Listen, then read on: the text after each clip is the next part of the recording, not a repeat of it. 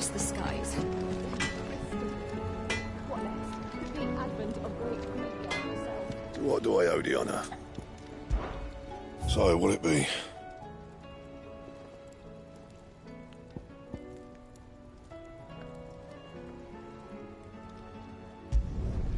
Not bad, if I do say so myself. No scratches, right?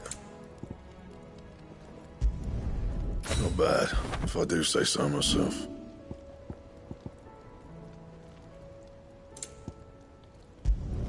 Not my best work, but it'll do.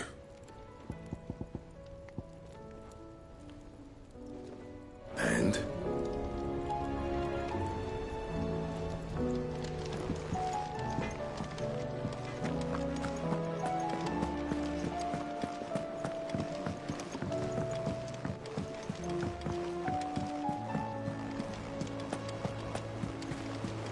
It's not often our entire merry flock returns home to roost at once. I expect I should be wishing you good luck.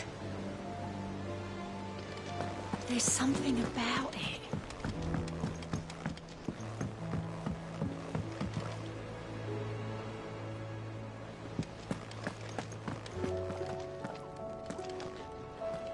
Still alive, I see.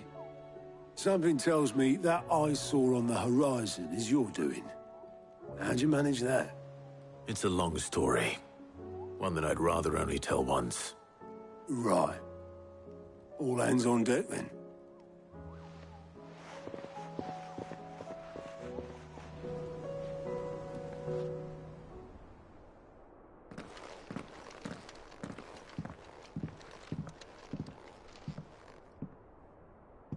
Is this everyone?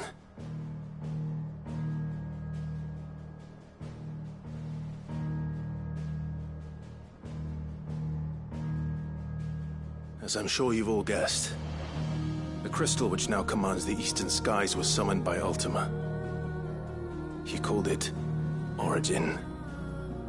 Though the significance of that name is as yet unclear. What does it matter what it's called? Its emergence tore Twinside asunder and wiped my homeland from the map.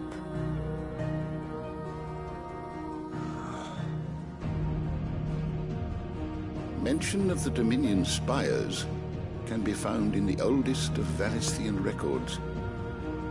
But to the best of my knowledge, none provide any hint as to their true nature. That they would prove the horns of some slumbering demon. Well... The Dominion's demise was at least quick. Elsewhere, the Republican army cannot hope to contain the chaos engulfing Randalar. Canva is in flames, and the Empire... Our allies are crying out for answers. I've sent the Cursebreakers to give them what assurances we can, but right now that amounts to fuck all. They wouldn't be able to stop what the skies have started in any case. People here and across the realm grow sicker with every passing day.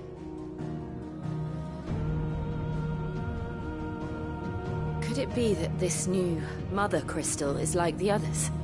That it draws upon the land's ether? It certainly looked that way from stone here. If that were true, it would explain the hastening spread of the Blight since the crystal's appearance. Would it not? And as the land's ether slowly rises to the surface, it pools, corrupting all who cannot channel its energies. Archay above, ether floods below, and in the middle, here we languish, hopelessly entrapped.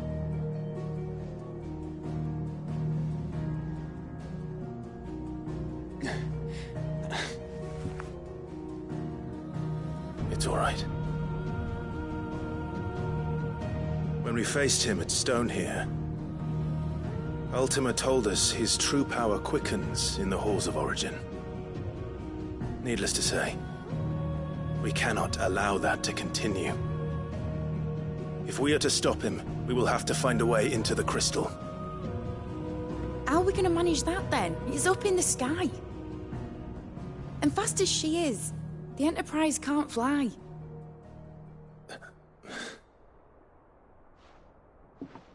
It's a lot to take in, and I reckon we'd all benefit from some time to clear our heads. The answer will come to us. Don't you worry. Ain't that right, Clive?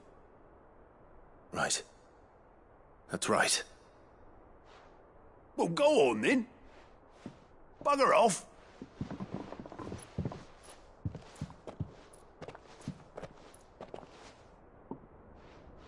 Same goes for you, Clive. You won't solve anything like this. Trust me. Go and get some fresh air, eh? Thank you.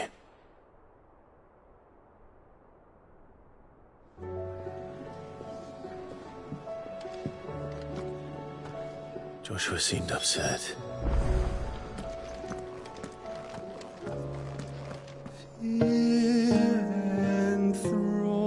Enthroned in sable skies, chaos in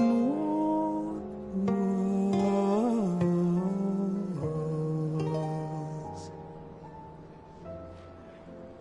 From diverse hands a dawn is spun in crimson sin unfurls.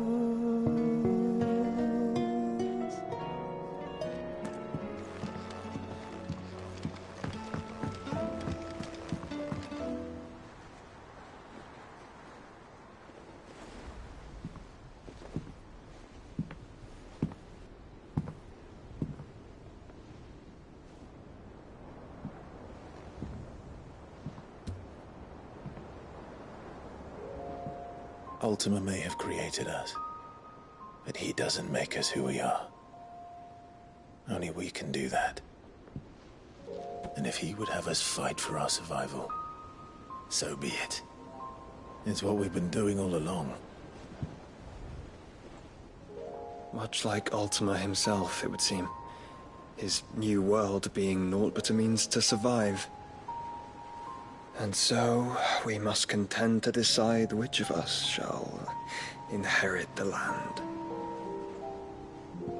Should Ultima prevail, it will mean death for us all. Of that, we can be certain. But even should he fail, what world awaits us?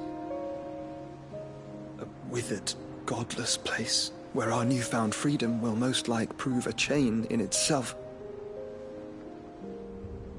Well, that may be, but a chain can always be broken. As long as one has the will to break it, it won't be easy. It may take generations, centuries of suffering. And that is, if everyone plays their part. But it will happen. And when it does, it will be on our terms. That is the world that awaits us. Indeed. And what better world could one wish for?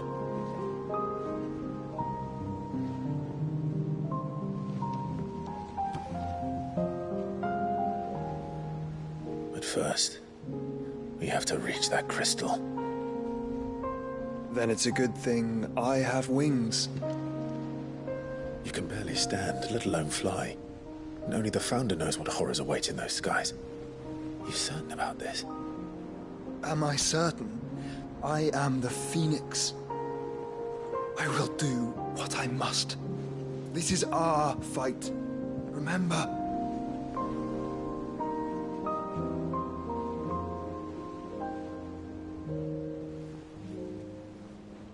All right. I yield. But only what you must, yes? I'm still your sworn shield. That you are. And what of my wings? Lest you forget, you go to stand against a god. I would not have you succumb to fatigue before the fight begins. Ifrit, Your brother mentioned that some few of the dominants who had lost their power to you were still able to prime. Is that true? It is. But their icons no longer submitted to their will.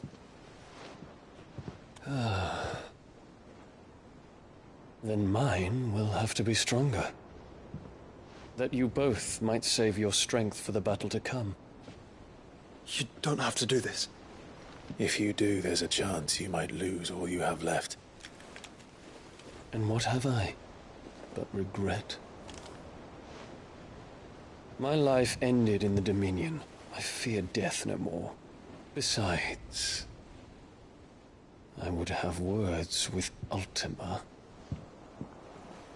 He has much to answer for.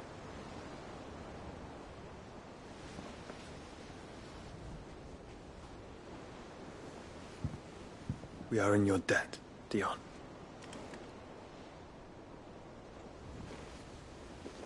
We can speak of debts when this is over.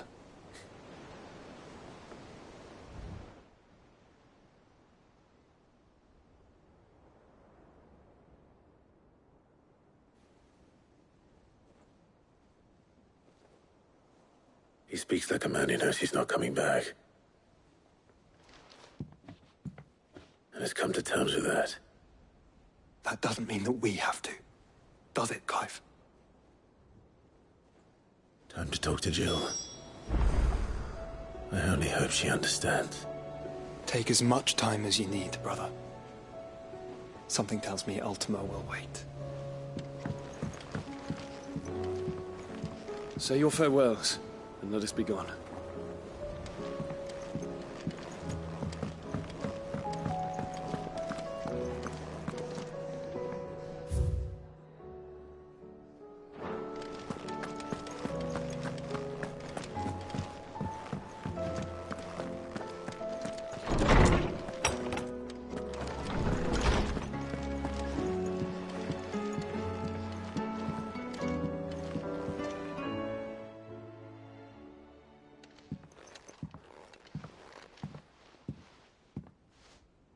Come to wish on a star.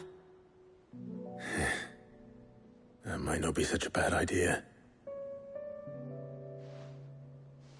This is it, Jill. You know what I have to do. Why I have to do it. There's no turning back now. This is where our journey was leading us. Where it will end, for better or worse. I could pray to Metia for you. But you'll be all right, won't you, Clive? You always are. I did promise we'd watch the moon together. I'll be waiting.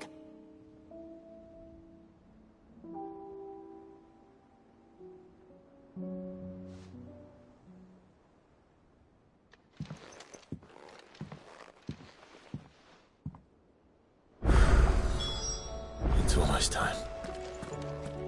Better make sure I haven't forgotten anything.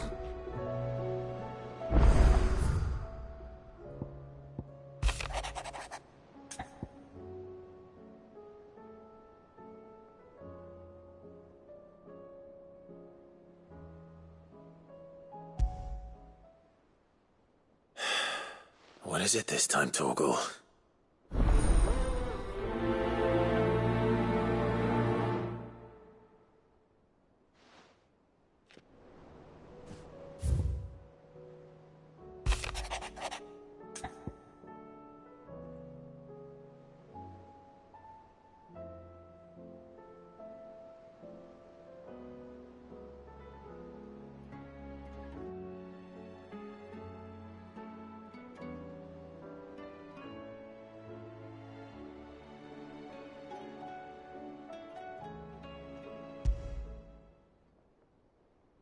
Something tells me this is no mere adventure story.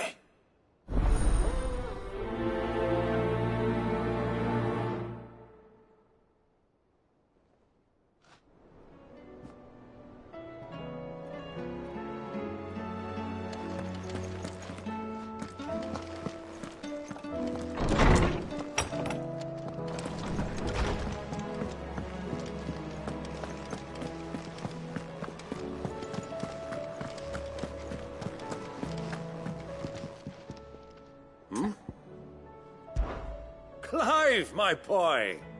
Rutherford informs me that we owe you our thanks. Hadn't intended for you to get involved, but such are the times we live in, huh? I would have done the same for anyone else. You're far too modest, Clive. You'd make a terrible nobleman. But tell me, is the realm truly in as dire a state as Rutherford suggests? From what little I saw, you were right to be worried. I suppose I should have expected the worst. But I was rather hoping the great and good of the realm might have things a little more under control. Alas, it seems that firm leadership is in short supply these days, and without it, the people are bound to lose their way. We must move quickly. But where do we start? True, the challenges that face us are many. But in my estimation, there are two key areas to be addressed before any other. The realm's armies and her larders. As you've seen firsthand, it's every man and woman for themselves out there. Certain cities have banded together to try and maintain some semblance of order, yes, but such cases are few and far between. And yet, the only remedy for the chaos that faces us is unity. A unity that transcends even the borders laid down by our ancestors. In short, if Storm does not stand together, she will fall apart. But how would one even begin to unite the realm? The armies, my boy. As I told you already, we begin by restoring order among the ranks of those sworn to maintain it. Sadly, I doubt I could convince even the lowliest gaggle of privates to dig a latrine together. But I do know someone the High Commanders have been known to listen to on occasion. Field Marshal Eugen Havel. I thought he was retired. He was, until an Akashic army tore through Randalar and killed most of the rank and file. There is no man alive more capable. Literally. And as luck would have it, I've already spoken with him on the matter. Of course you have. And he's agreed to help. On one condition. That he first speaks with you personally. Havel has always been a man of frustratingly rigid principle, and he has certain qualms about clasping arms with, well, with an outlaw. I extolled your many virtues as best I could, of course, but the old goat was adamant that he be allowed to appraise you in person. You don't mind, do you, my boy? Of course not. As long as chaos reigns, we will never build a better world. I'll do whatever it takes. And if the Field Marshal wishes to speak with me in person, then so be it. That's the spirit. I'll leave for Randalar at once. Would you send a Stolas? Of course. Rutherford is already in the Dalmekian capital. I'll have him tell Havel to expect you forthwith. Excellent. Thank you, Uncle. No, thank you, Clive.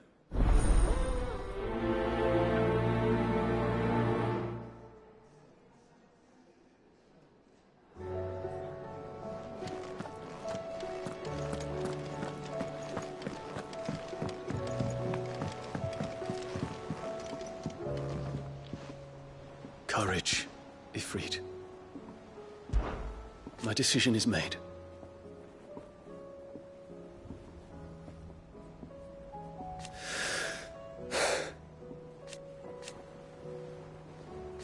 You said it yourself.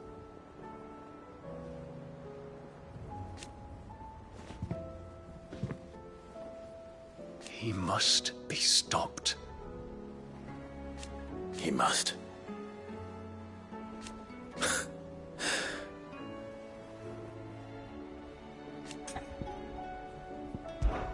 I await your word.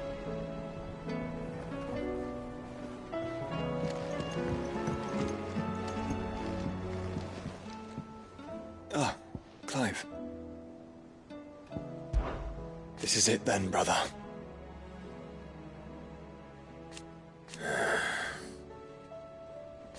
Indeed.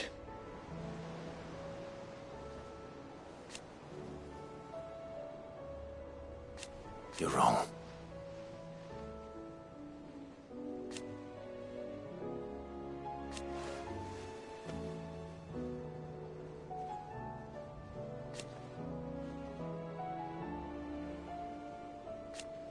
course. Joshua, what's wrong? And don't say nothing. It's... not nothing. I've received word from Cyril. The Undying have found Father's will, or something akin to it. His will? How? Where? In the crypt beneath Rosalith Castle. After Kupka was kind enough to drive out the Imperials, the Undying took the opportunity to recover what relics of the Duchy yet remained. And in the process of doing so, they found a letter from Father. I'm surprised anything survived down there. Cyril asked that I join him in Tabor at my convenience. I have been meaning to go, but... would you join me? Of course. I want to know what's in that letter as much as you do. Very well. I am ready to leave when you are.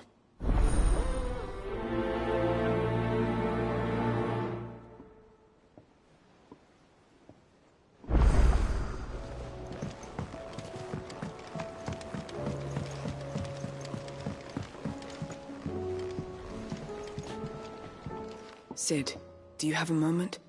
By all means. It's my old master. Seems there's no escaping her. She found some way to send me a letter. And something else. Records from a Waluda prison. Seems they were keeping a lot of bearers there. How did she come by such a thing? Finding bearers always was her strong point. And it seems the cells of Balmung Dark are full of them. Foreign captives, the masterless. Bearers no one would miss. And even better for her, bearers with no one to look after them. When ether started lapping at the walls, the jailers fled. Leaving the bearers to be liberated by whoever happened to come along next. Sid, I'd like to believe that I've earned your trust by now. And while I'm well aware that you've forbidden Cursebreakers from traveling to Waloed, I can't let those bearers die in their cells. I'd rather risk shipwreck on the Shadow Coast than leave them to starve. We'll be needing the Enterprise if we're going to navigate the Narrow. Does that mean... I'm making an exception, but we travel together. And we stay no longer than we have to. Ash is an inhospitable place at the best of times. We save as many as we can, and we leave. There was a name in the prison register. A name from my past. Chadwick. Another of my former master's protégés. A gifted soldier, and the closest thing I had to family. The thought of him held captive in that place. He must be very important to you. He was. Is. Then we find him. The entrance to the prison lies in the shadow of Ravenwit Walls, just beyond the portcullis. We should head there as quickly as we can. I only pray there are still bearers alive to save. As do I, Doris.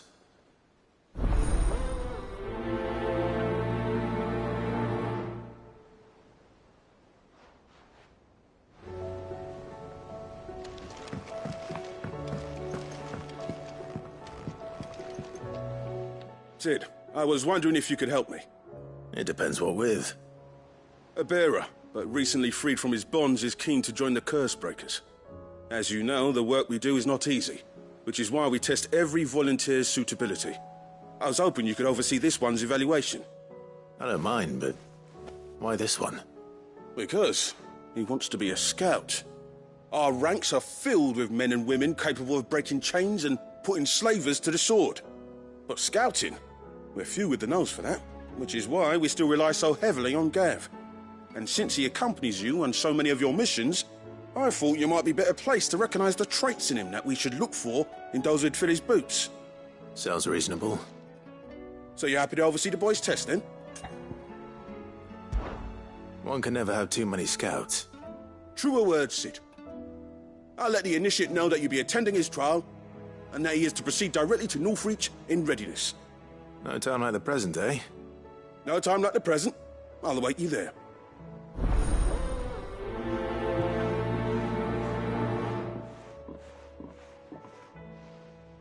Northreach. I don't suppose they could have chosen somewhere closer.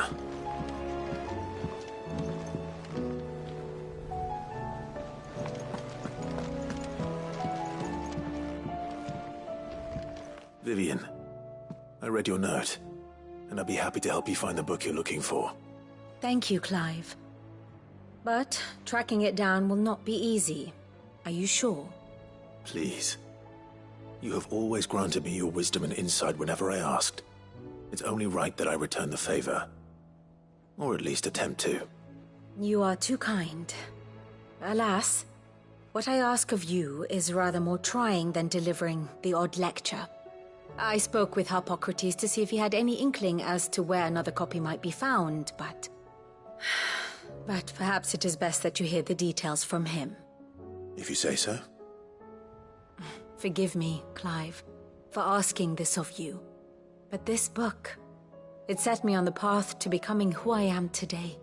Its importance cannot be overstated.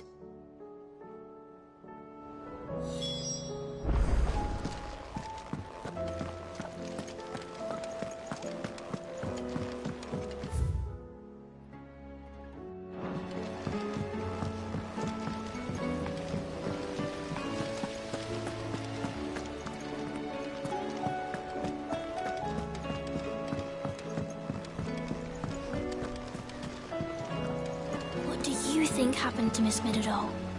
I heard she was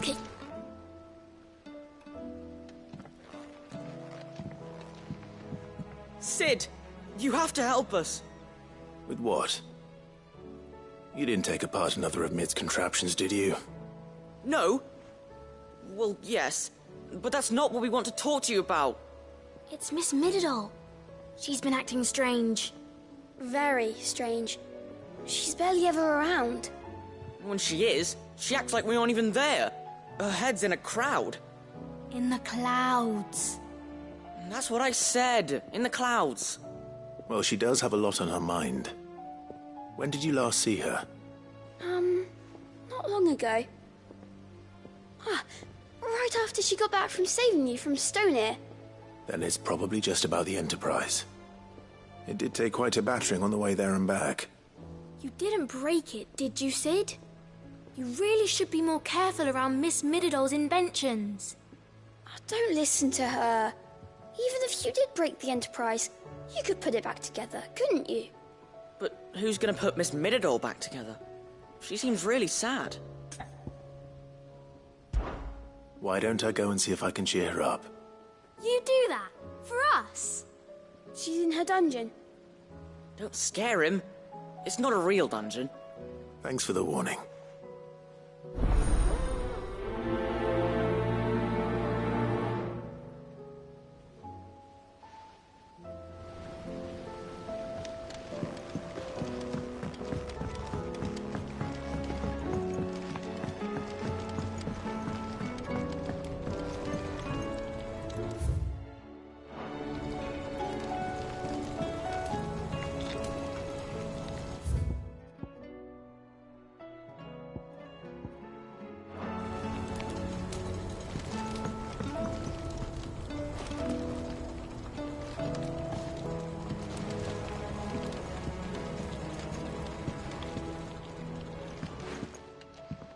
Mid, if you have a...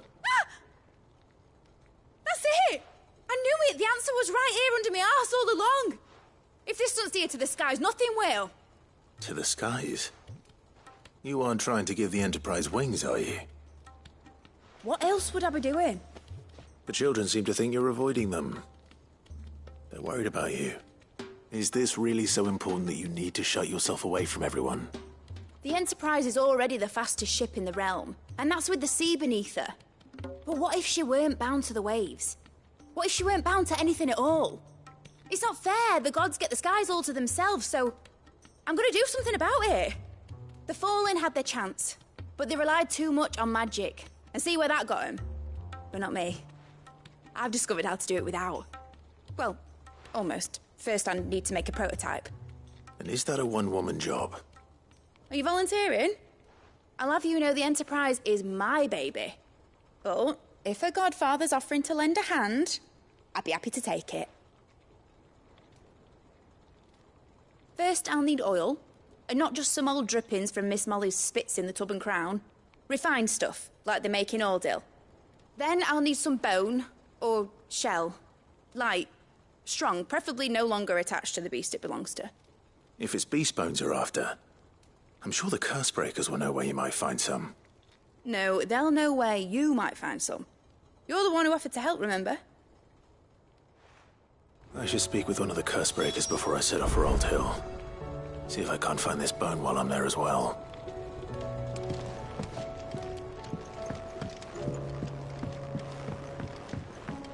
Has Midadol mentioned a new project yet? Miss Shirley says your book's made quite an impression on the children. You've inspired them all to become writers themselves. Is that so? We'll need to find some more parchments then.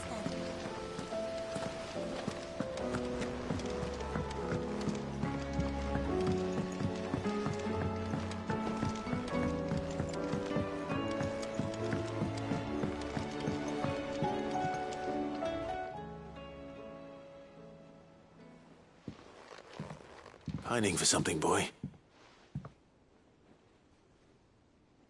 What is it? What do you see out there?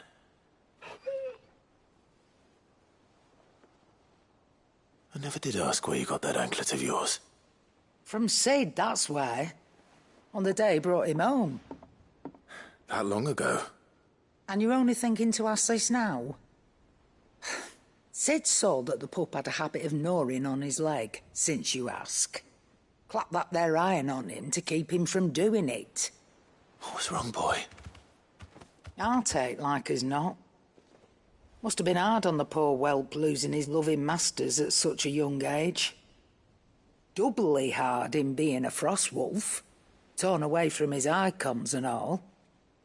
Sid would always tell him, you want that iron gone, you find what it is you're looking for. I reckon what he was looking for was you. I'm sorry, Torgal. Sorry for making you wait so long. Let's get that thing off you.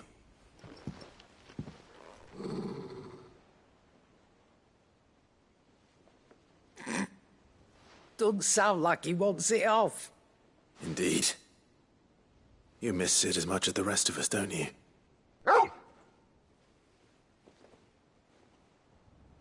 You want me to go with you somewhere?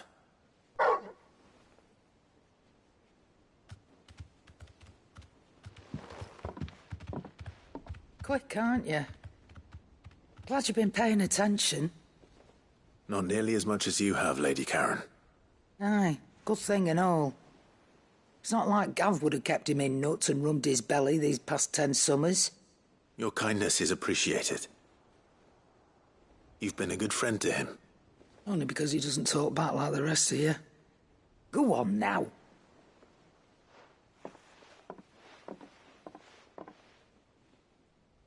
Where to then, Torgal?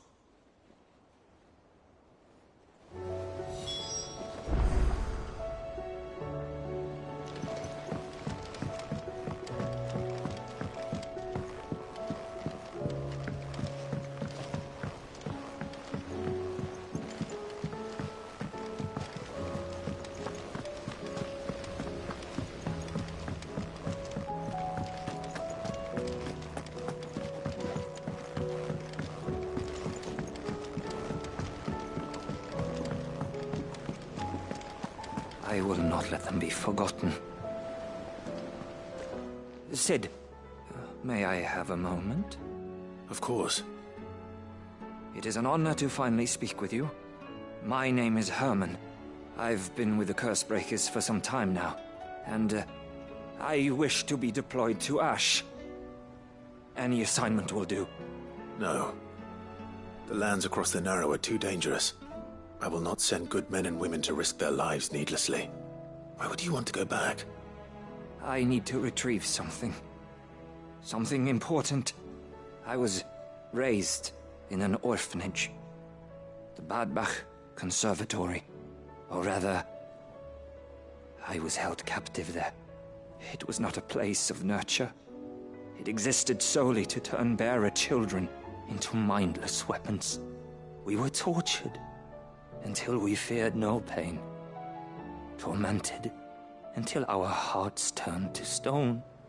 and few ever survived long enough to become tools of the last king.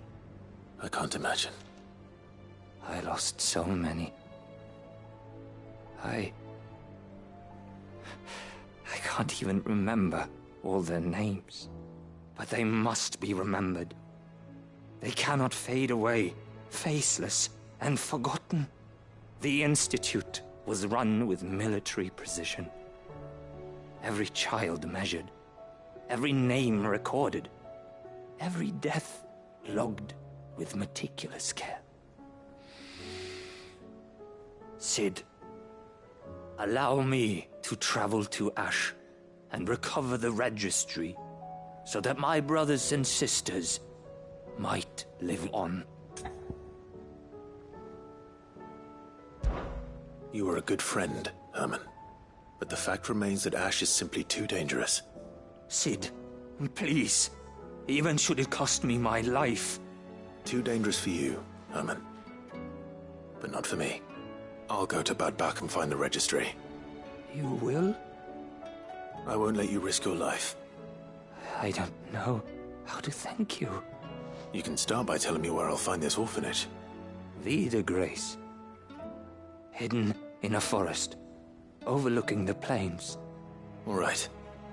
I'll see what I can find there. May the mothers guide you.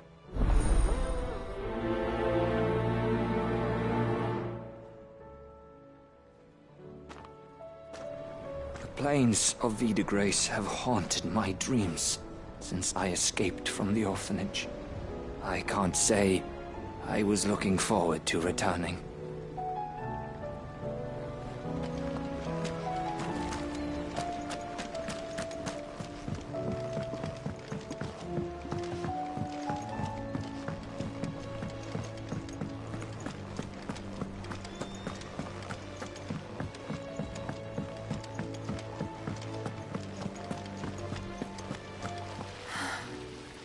All this time, my heart has wandered hither and thither in search of the perfect companion.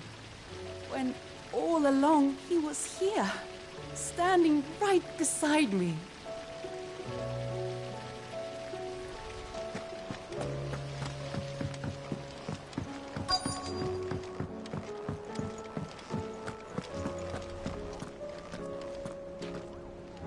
All right, Cid. Come to buy us around, have you? Only if you earn it. Mid needs a piece of light but durable bone for her next project.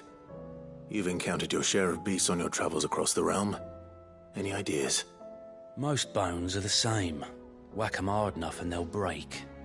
If it's durability you're looking for, shell will serve you better. You know what an adamantus is?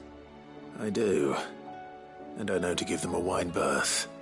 Will any old adamantus do? Well, with shells, the older the harder. There's a rumour of an ancient adamantus down in Karava, near Old Bidza. All what's left of the village anyway. But don't expect to make quick work of the bastard.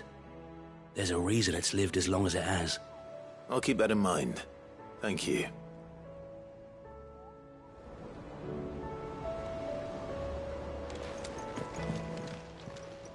Clive! Quick look.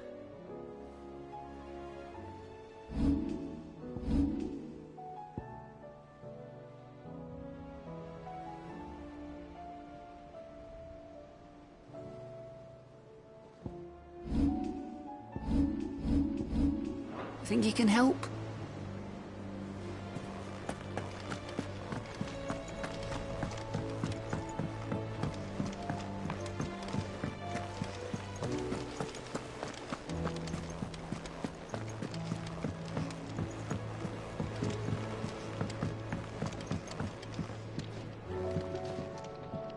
All right, Torgal. Where are you taking me? I'm going to need a little bit more than that, boy. Do you have a better hint for me? Unless... you've already given me one.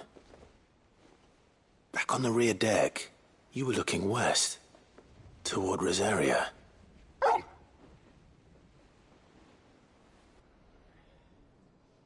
Why don't we try the rookery?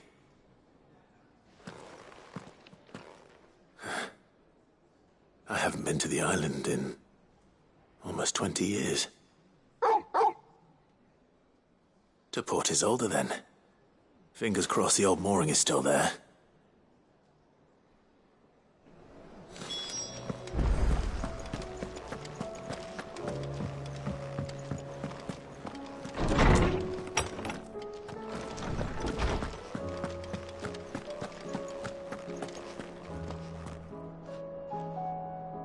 Ah, Clive, my boy.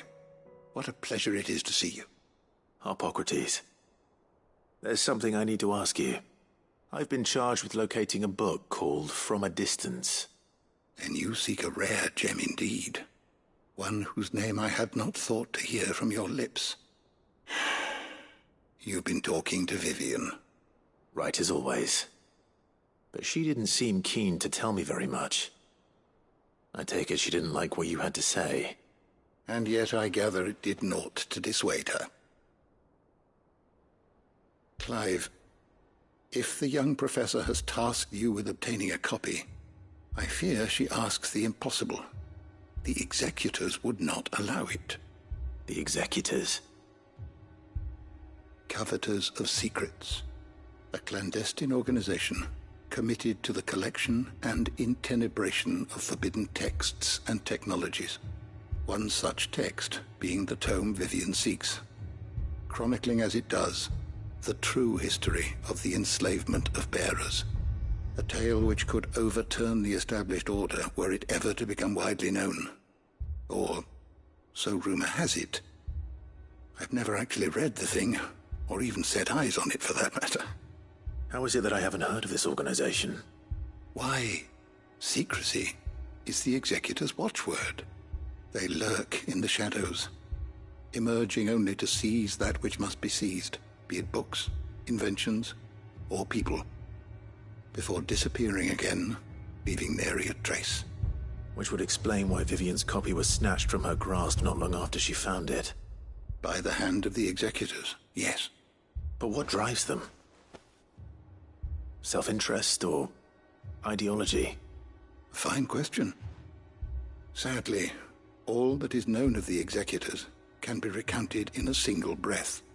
You may just as soon ask me of their origins, numbers, or the identities of their leaders. Any answer I give would be pure speculation. Then my hunt was doomed from the first.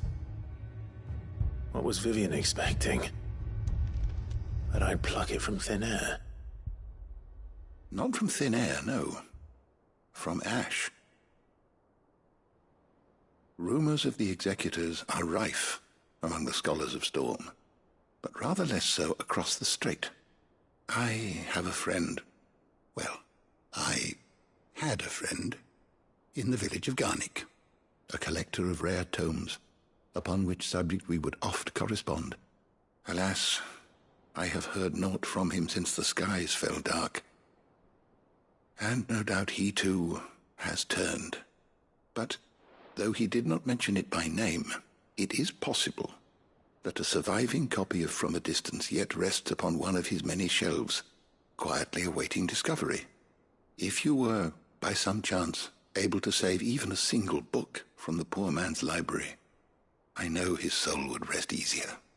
Very well. When I next find myself in Waloed, I'll be sure to pay Garnick a visit.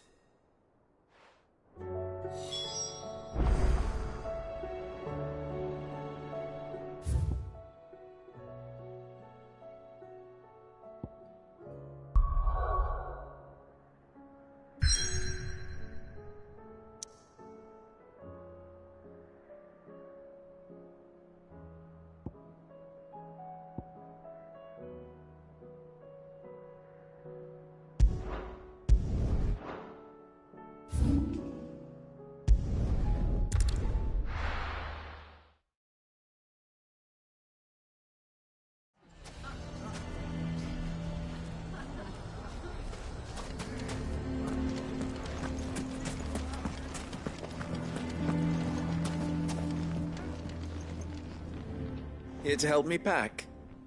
Thanks, but I'll be traveling light. I'm almost finished already, in fact.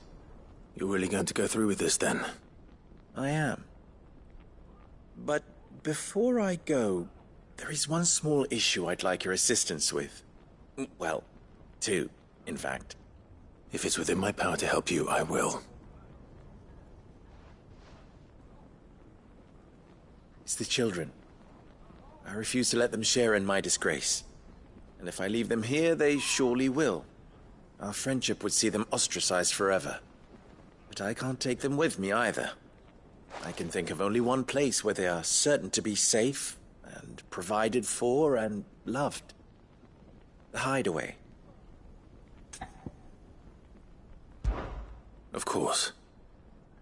The children would be more than welcome. Thank you, Clive. I will not forget this. Lubor, are you still here? What is it, Ferda? You look pale. There's been a flood in the Velcroy, a damn big one. The League of Outlaws encampment was completely submerged in ether. What?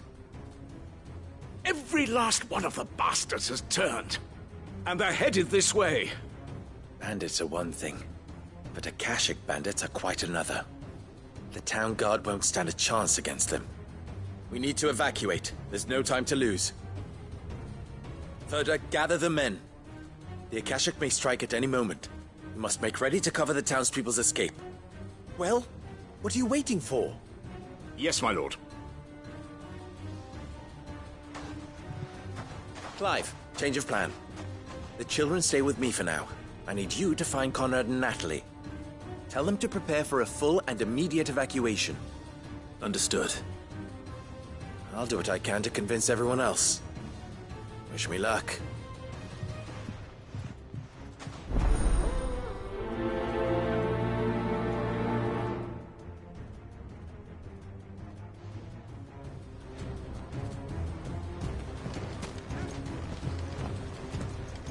What's an Akashic? You have to listen to me. Lubor They're told me coming. like people. You need to evacuate. Even meaner. Know your place, bearer.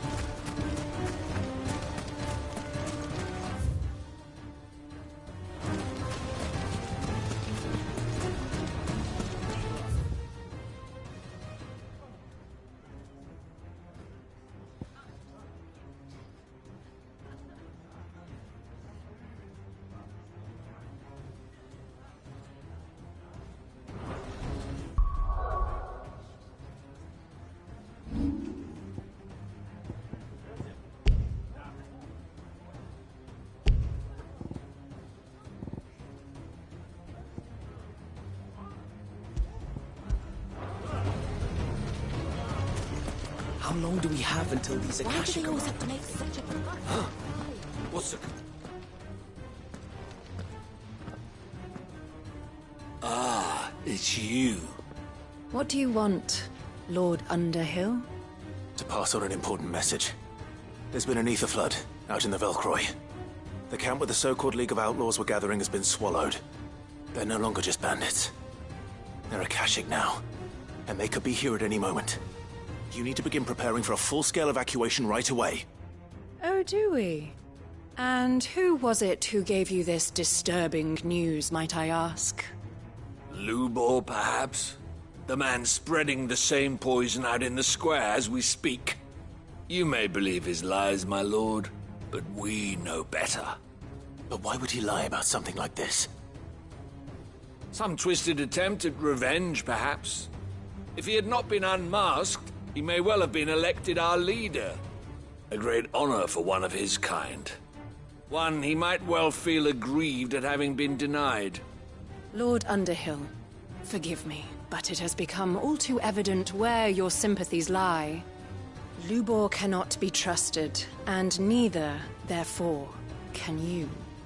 You may not trust me, but for the sake of your people, ask yourselves if there is any chance that this is true. There isn't. You can be certain of that. Now be off with you. You're making a mistake. Come, Clive. If our words will not move them, then we must find another way to help save the town. You're right. Let's speak to Lord Ferda. You have to listen to me. They're coming. You need to lied about evacuate. being one of us, and you're lying.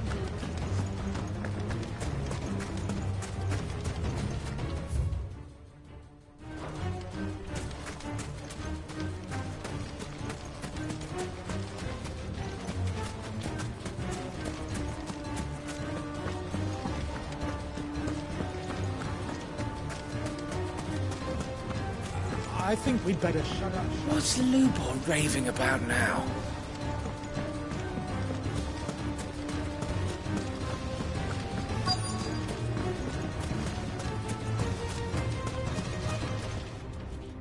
Lord Ferda. Cid, what's wrong? I went to warn Conrad and Natalie about the Akashic, but they wouldn't listen. They've convinced themselves that nothing Lubor says can be trusted. The bloody fools. Which means the town guard can't be counted on for support. But I can. If there's anything I can do to help you defend Dalamil, you only have to ask. I appreciate it. Cid! Ferda! I've been looking for you everywhere. Victor? I thought you'd left. I couldn't abandon a friend in need. And Lubor is in need at this very moment. Come quickly.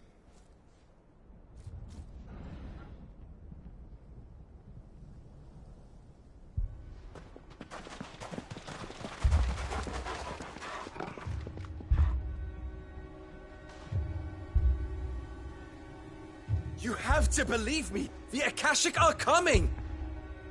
They don't eat, they don't sleep, they don't tire, and they don't care who they kill. They're unlike anything that's come before. There won't be no parley, no mercy granted! We may have saved the town once, but this is different. I do not ask that you forgive me, but please believe me. If you do not run, you will die.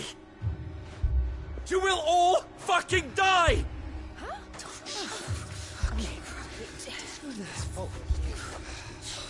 You'd like that, wouldn't you, bearer? Yeah, with us out of the way, your kind will be free to claim Dalamil for yourselves.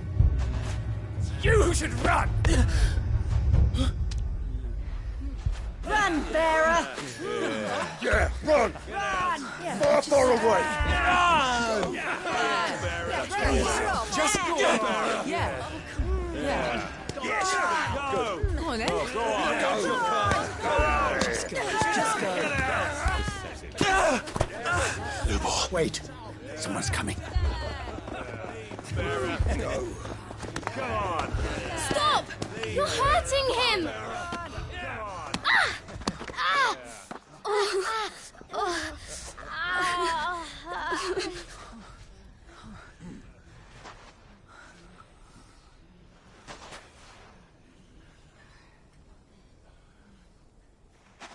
What did Lubor ever do to you? He solves all your stupid problems, and he keeps all of you safe. You know there's nothing he wouldn't do for this town.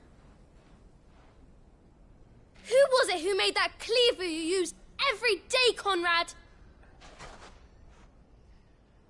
And what about your counting table, Natalie? Who fixed that? Whose men make sure the streets are clean so all your boots don't get dirty? Who spends all day, every day making sure things run smoothly round here? And none of you ever say thank you. Ever.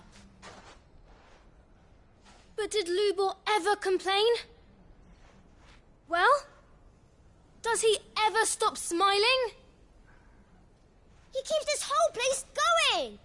And you act like it doesn't even exist.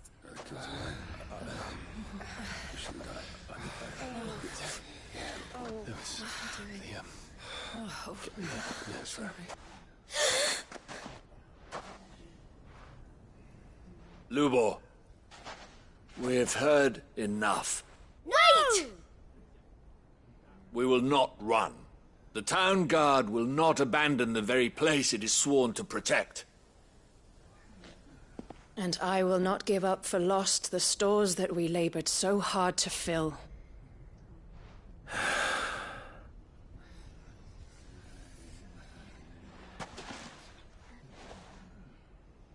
So tell us, how do you propose we deal with these Akashic of yours?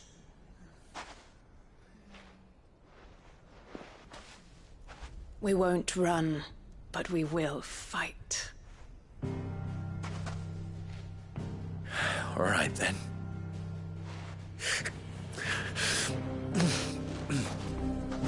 Fine.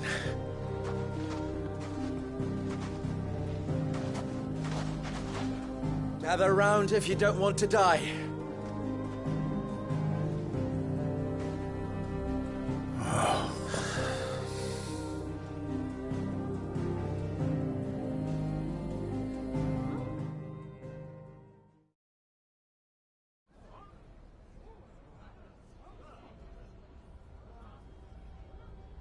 Allow me to explain the situation.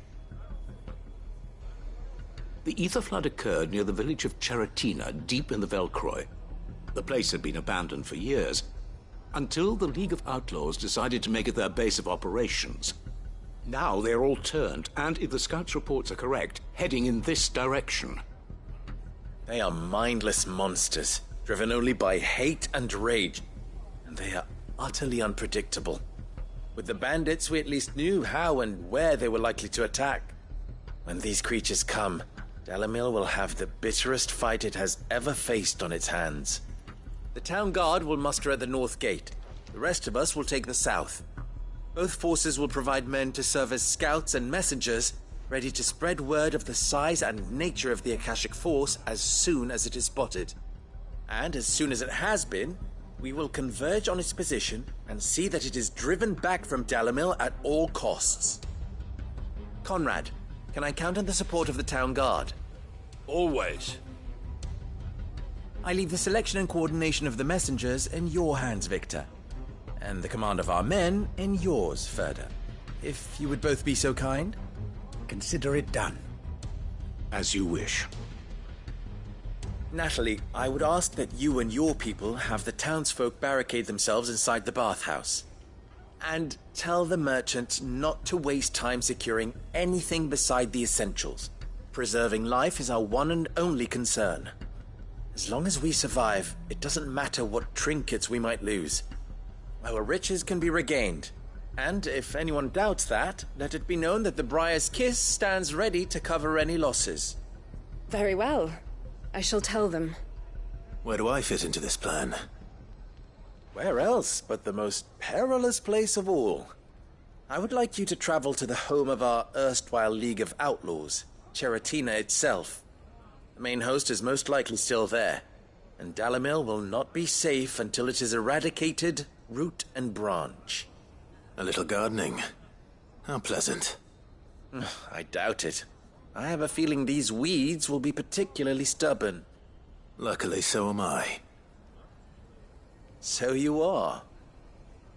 All right then, we all know what we have to do. Now it's simply a matter of doing it. For Dalamil.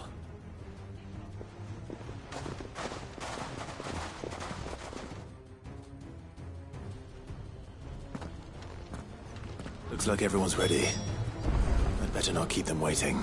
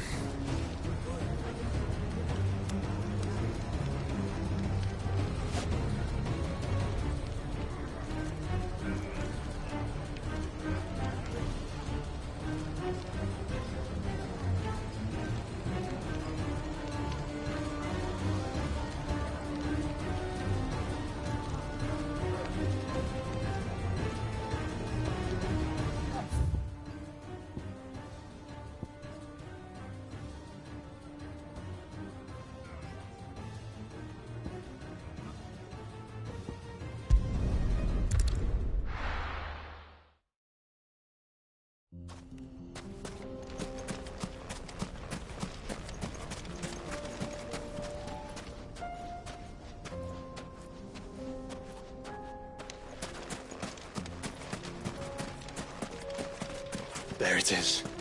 The flood. What's waiting for us inside?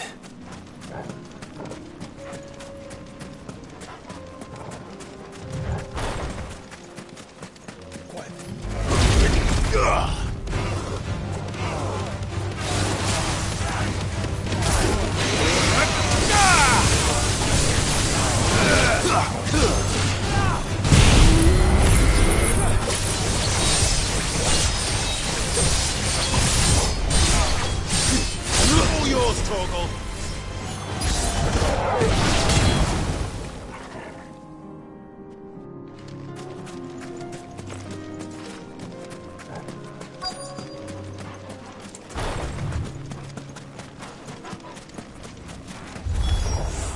We can't leave a single one alive.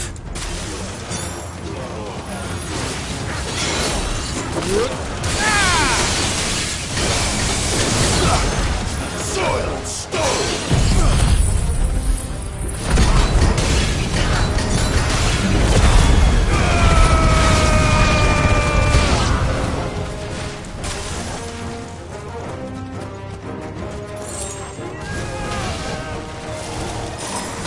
This one.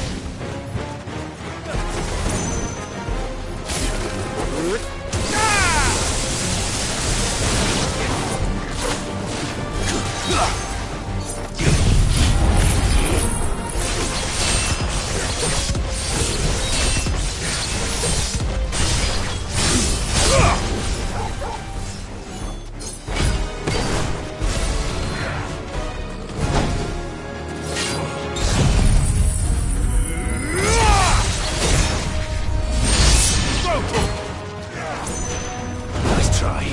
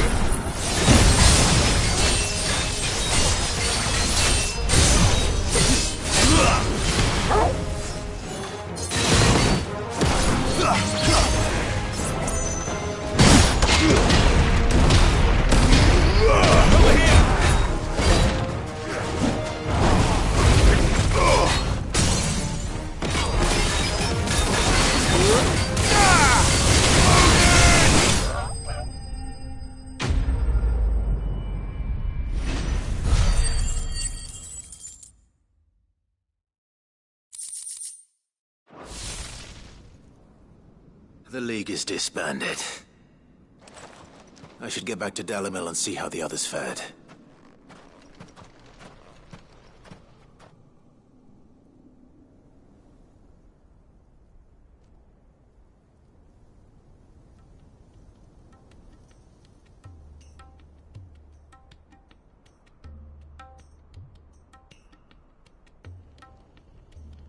All the Akashic we were able to find have been dealt with.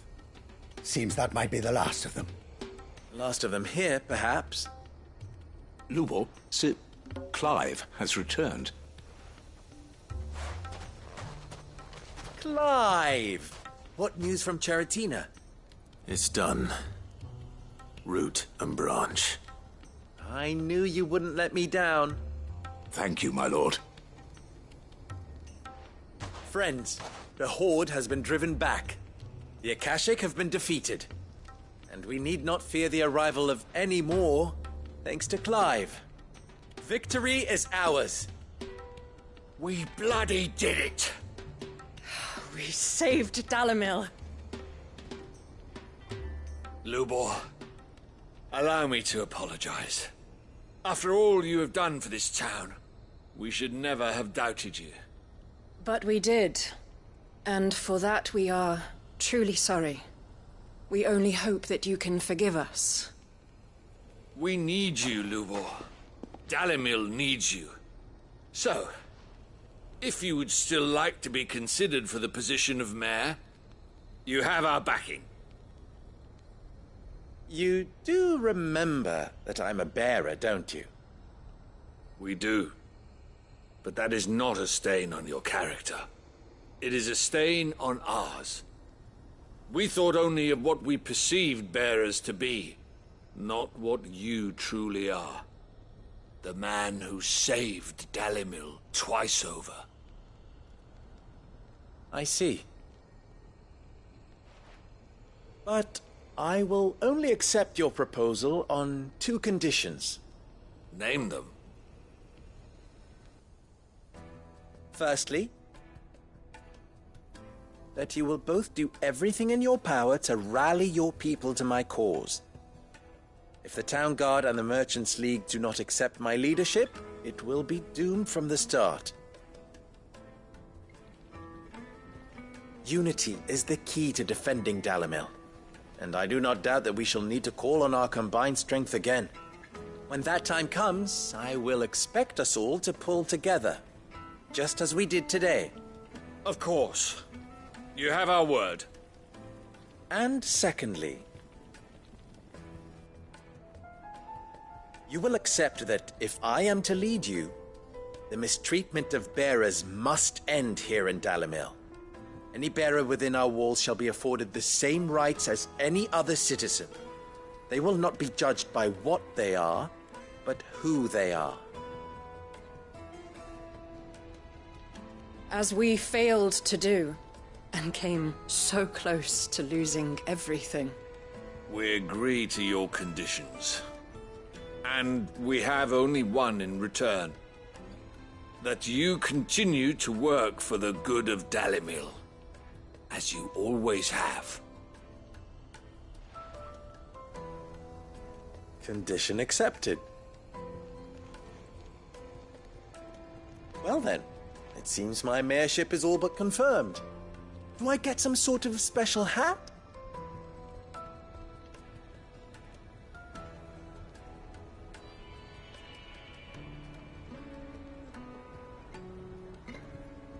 How fickle fate can be. Not so long ago, I had resigned myself to leaving Dalimil in disgrace. And now, I find myself her leader. Here. For everything.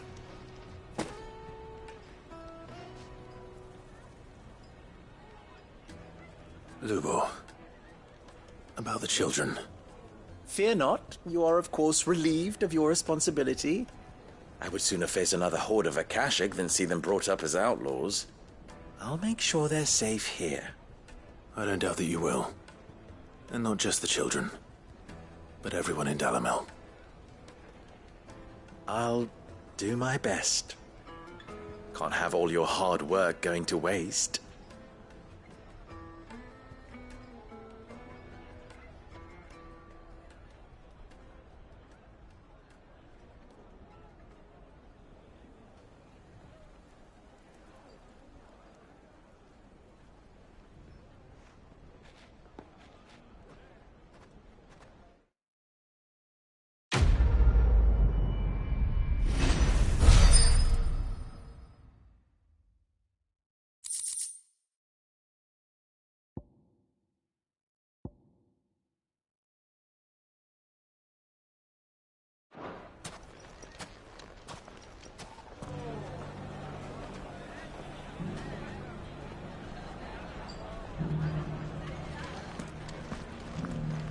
Well, I certainly didn't expect it, but Dalimil seems more united than ever.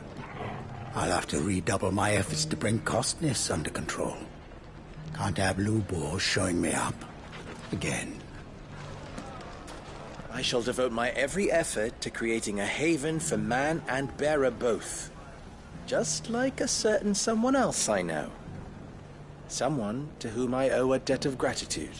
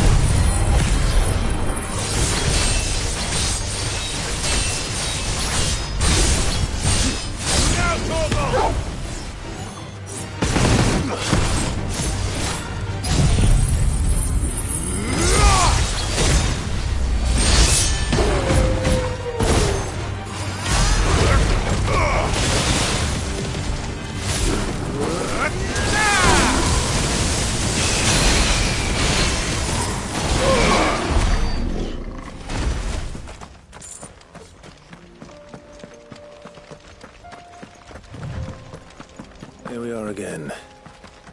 Carava. If you were a tortoise, Torgal, where would you hide?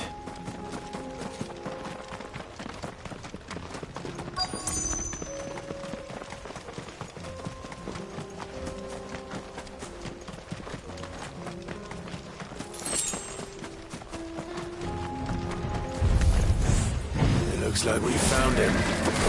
Ah!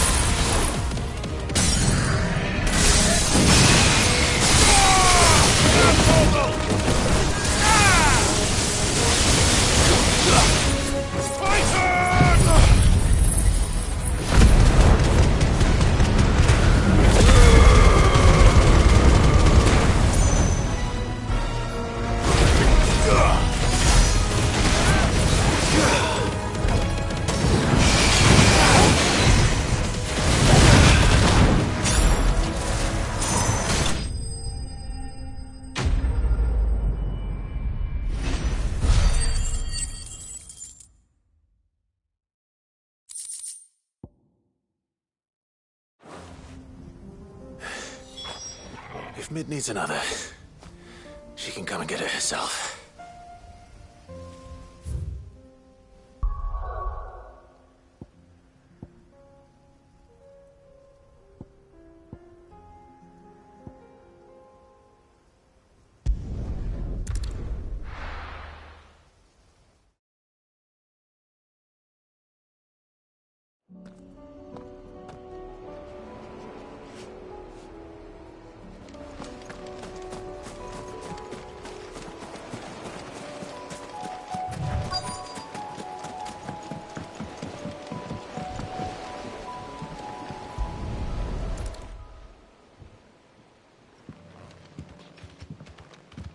It's still here.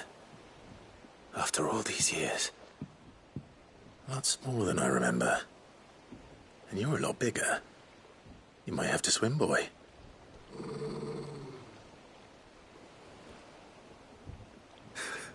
I wasn't being serious. You two go on without me. I doubt that boat will hold a third. If you're sure, we won't be long. Hop in, boy.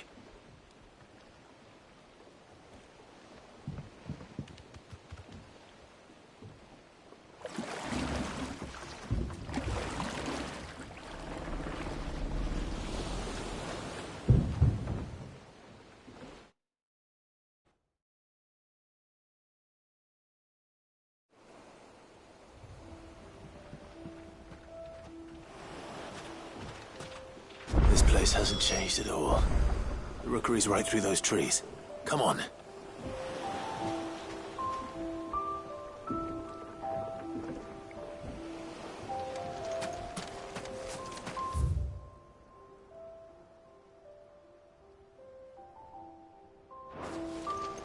Race you there?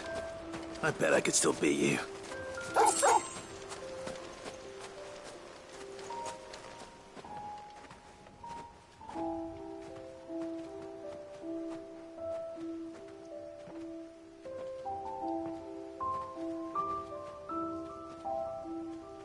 Here we are.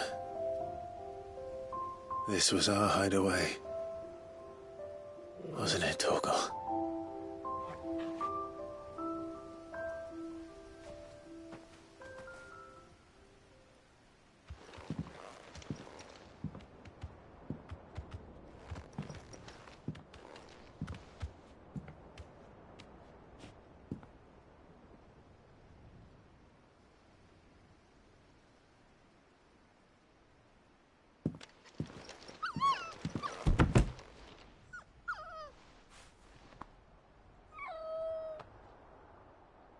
Coming here helped me to forget who I was.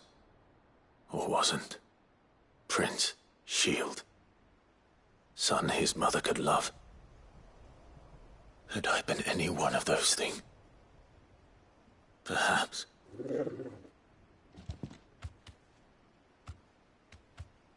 What is it, boy?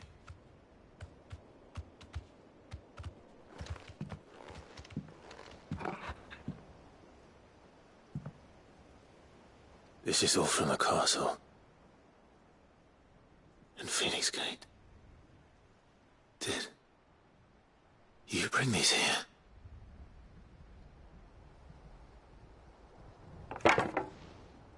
My sparring sword.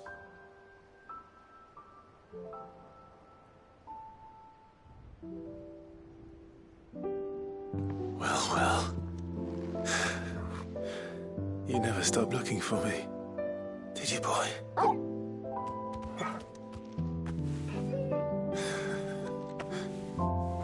Thank you, Torgal.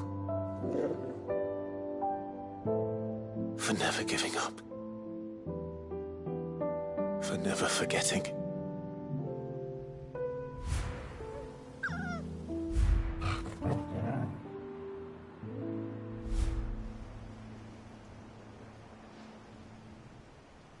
Let's take this with us, shall we? So I don't forget either.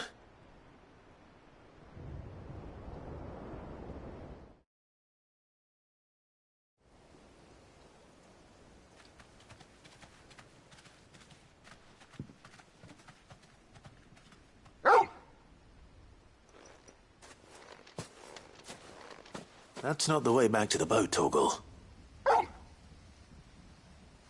All right. I'm coming.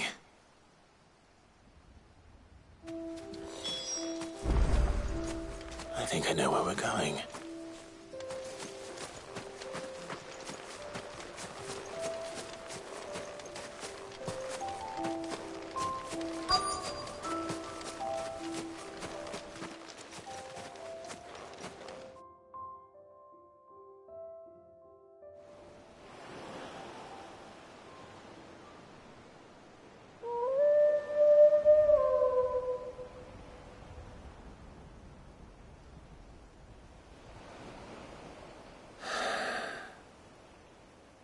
People always talk about the importance of putting the past behind you. But without it, we wouldn't be who we are today. And we certainly couldn't steer our way to a better tomorrow. Come on, Torgal. Let's go home.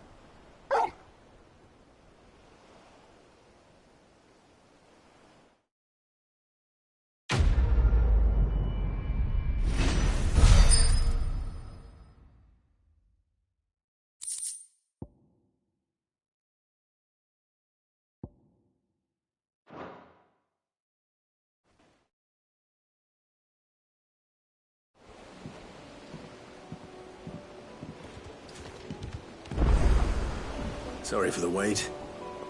We're ready.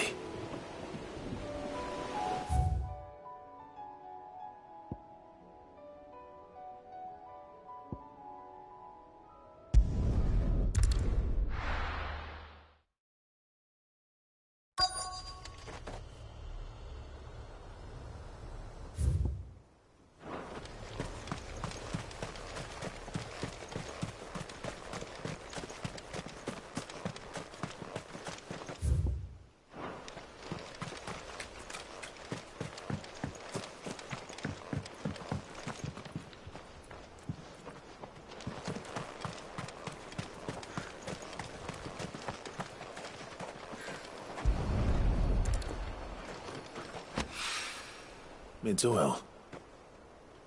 After what happened here, it's a miracle there was any left at all.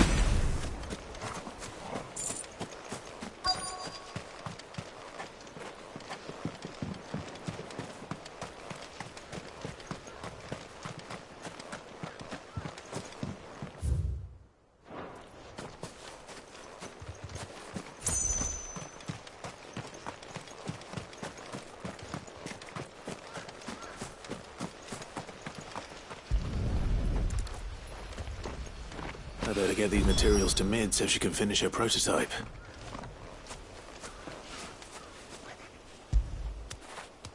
Where would I be without you?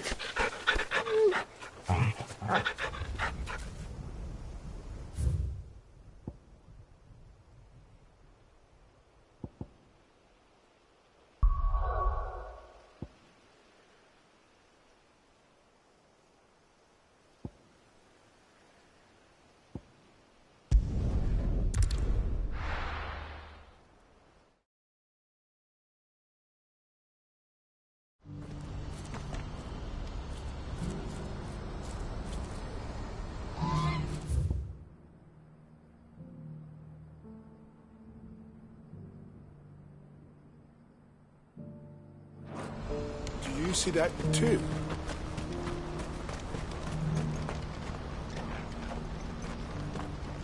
There are many variations of the Semekian legend, but almost all agree that man was punished for presuming to set foot in the sanctum of the gods.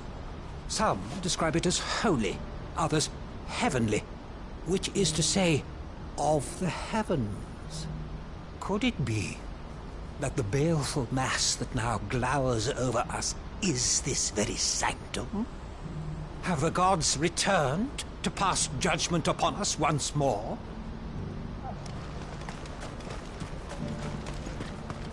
Papa, what keeps it in the air?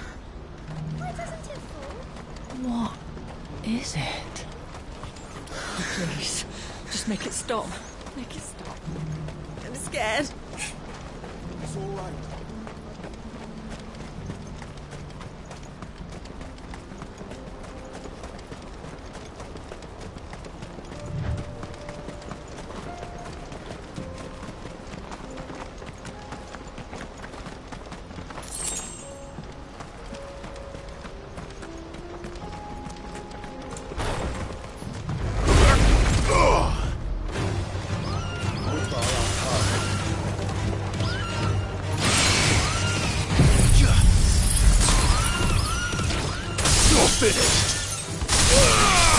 All yours, Torgal. It's over. Just yet.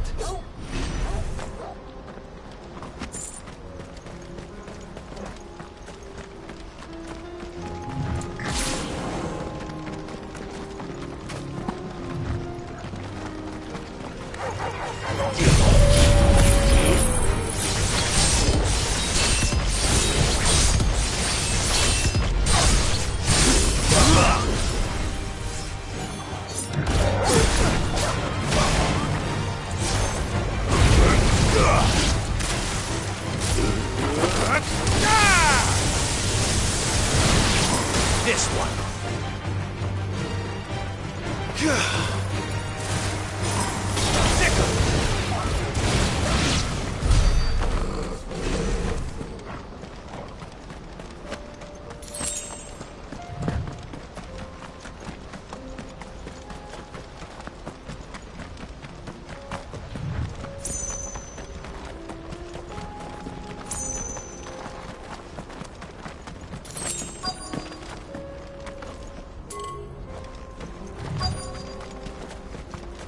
Can't be Rutherford, can it?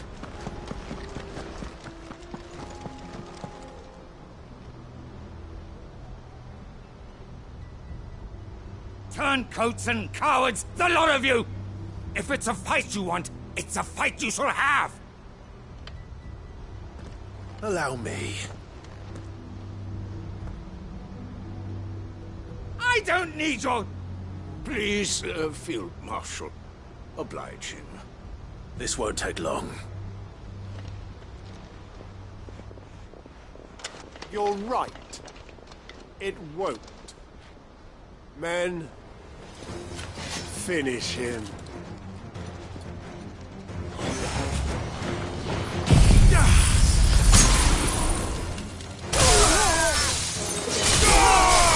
All yours, Torgal.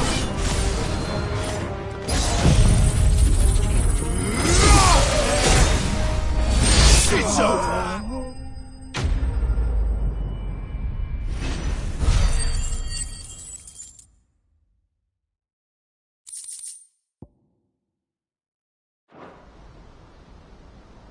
A little longer than I'd have liked.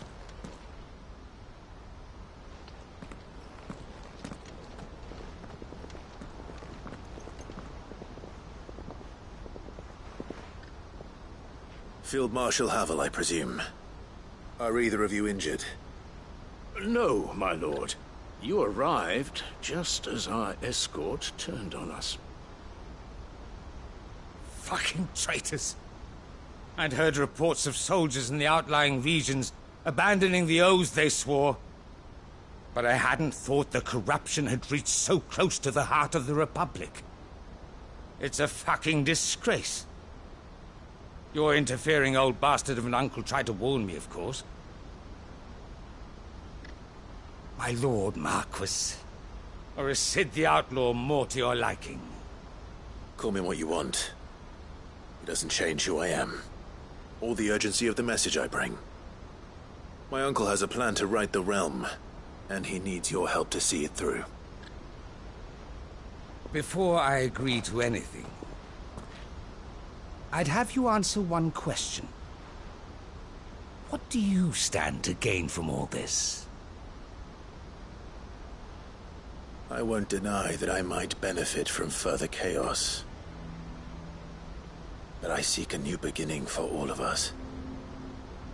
And while the choices I've made may not always have been the right ones, I know I made them for the right reasons.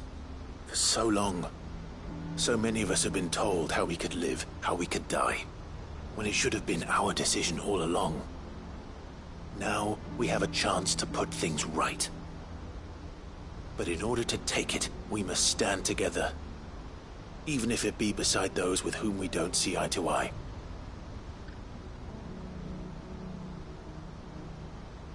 Certainly not the words I expected from an outlaw. But perhaps your uncle was right. You are no ordinary outlaw. I'll never hear the end of this. All right. I'll start by ordering my most trusted guard to bring the Dhalmekian fringes under control. Next, I'll make contact with my counterparts in the Imperial Army and see if I can't convince them to try and restore order in their own territory. Thank you, Field Marshal. But they are not the only ones we will need to convince. What do you mean? I don't doubt that I can bully some sense into a few generals. But those they answer to require a different kind of persuasion. And when it comes to honeyed words, well, we will need an envoy. One who can court even the most stubborn of statesmen. You, perhaps? I'm flattered. But I'm no diplomat either. And I have other problems to attend to. What we need is a skilled arbitrator. And I may know just the person. Is that so? And would he happen to be an outlaw too? Of a different kind, perhaps. Well, beggars can't be choosers. I suppose we'll all have to find a little of the outlaw in ourselves if we're to make it through this. Very well. Send your man to me right away. I shall.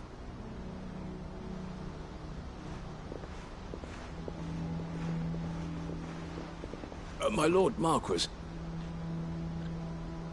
your Lord Uncle bade me escort the Field Marshal to his manor in Port Isolde. And I will see that my associate joins you there. Very good, my lord.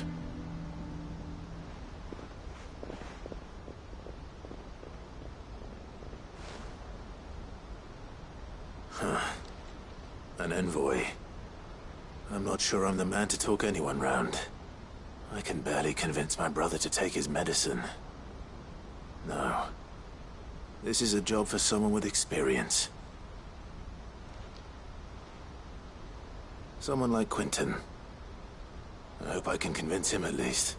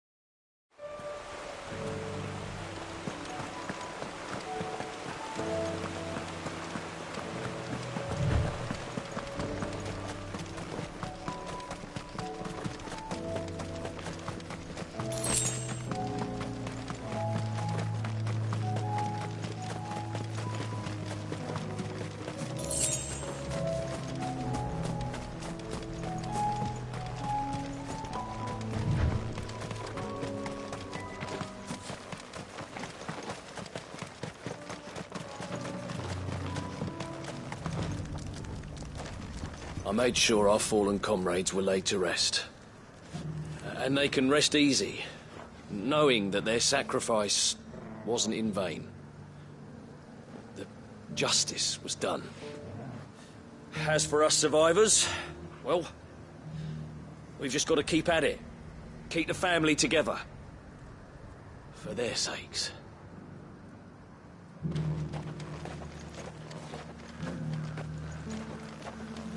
I'd have followed Quentin to that manor if I could have done, and I'll keep following him now. Wherever that surly bastard cares to lead us. Quentin's gonna build us new Lost Wing, and I'm gonna help. Quentin, I have a proposal for you. Do you now? Something tells me you'll be asking more of me than a cask of Gotand gold. Go on, then. Propose.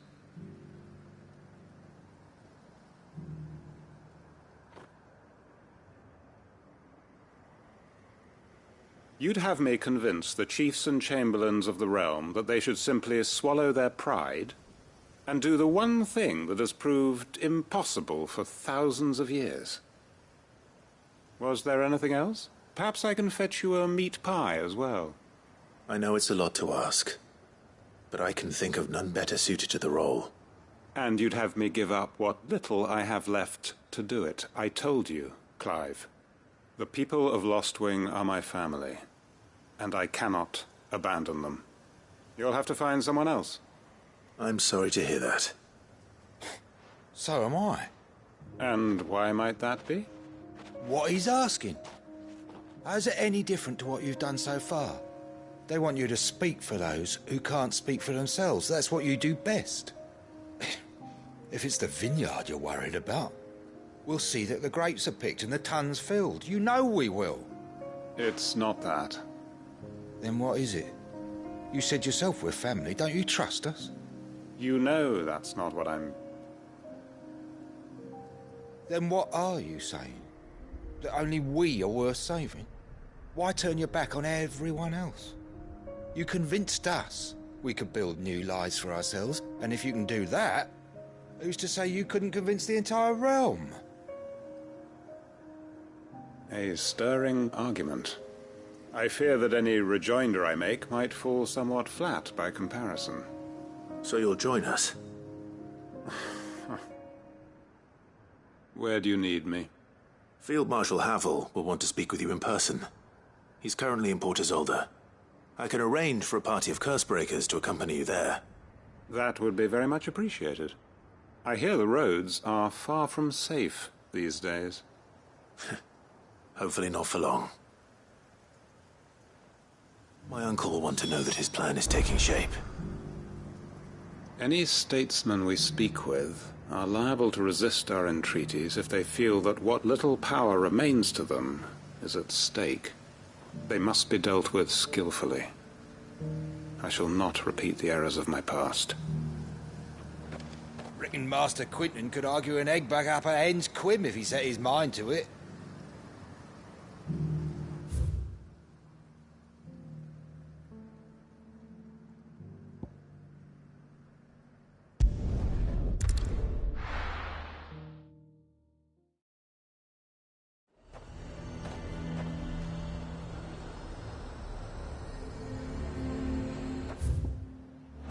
Nazaire might at least have mentioned where in Northreach he'd be testing this recruit. I'm nervous. Is it alright to be nervous? I don't care either way, so long as you do as I tell you.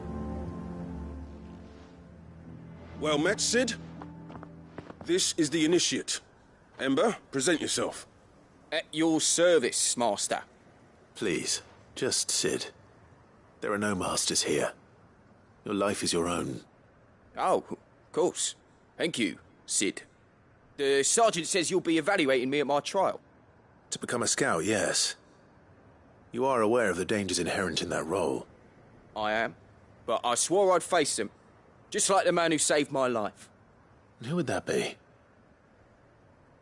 Gav. It was him who found me and freed me. No magic, no support, just one man and his nose. Came and sniffed me out. It taught me what one man can do if he puts his mind to it. And I've been training ever since, so that one day I can be someone's saviour, just like Gav was mine. I'm sure he'd be flattered. You clearly have good intentions, Ember. And it sounds like you're under no illusions. Stick to this path and you'll make a fine Cursebreaker. So, what? Have I passed? You haven't even started yet. Now listen.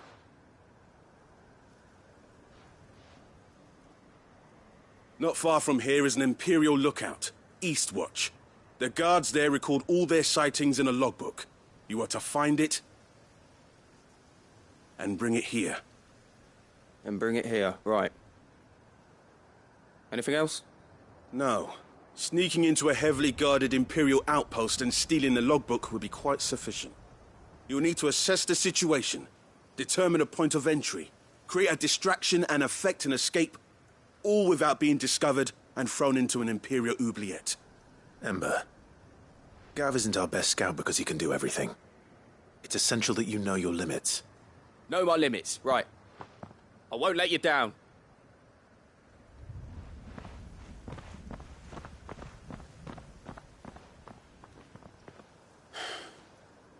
It shouldn't be as dangerous as I made out. But keep a weather eye on him all the same, would you? On my way. All right, Ember. Impress me.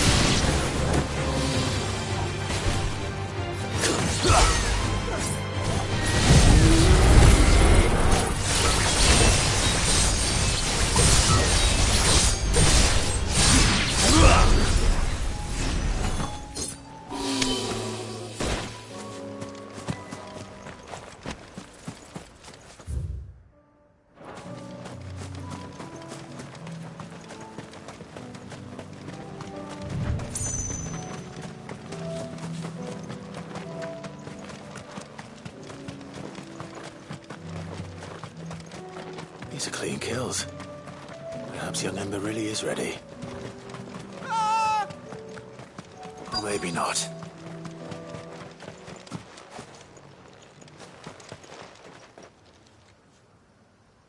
Damn it.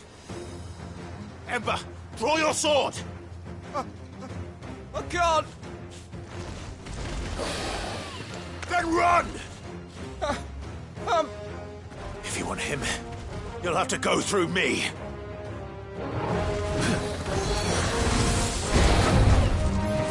Too slow. Get him. Over here. Nice try. Go, Paul.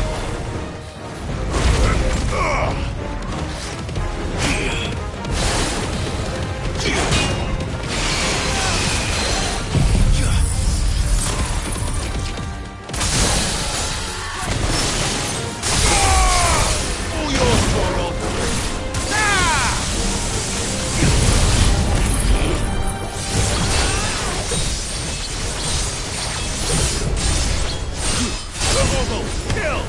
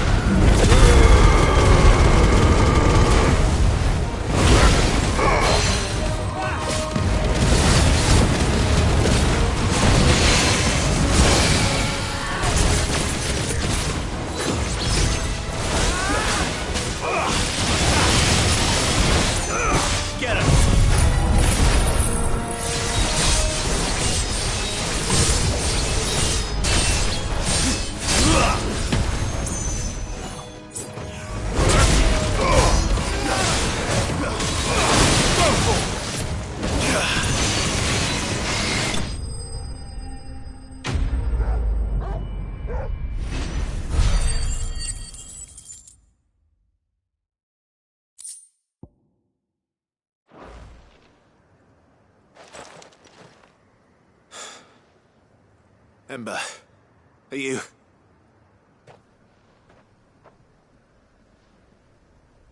Gone. Of course. Scouts really are a rare breed. Back to Northreach it is, then.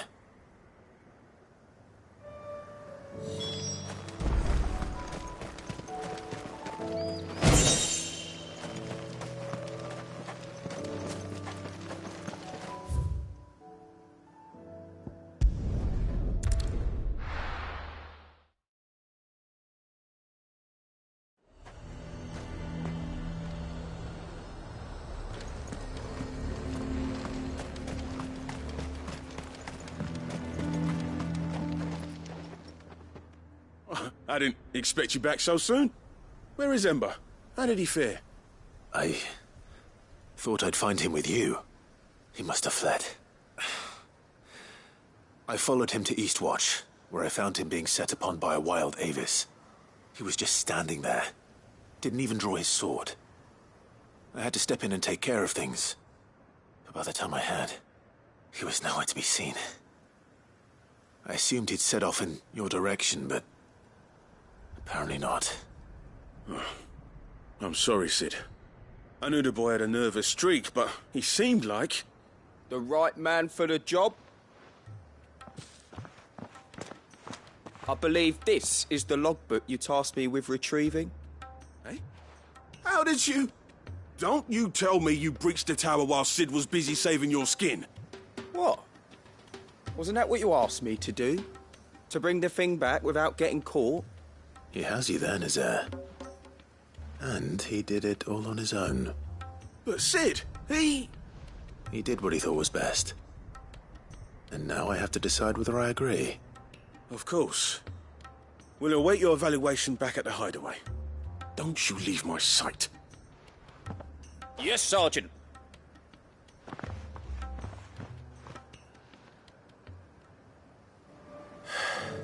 This won't be an easy decision.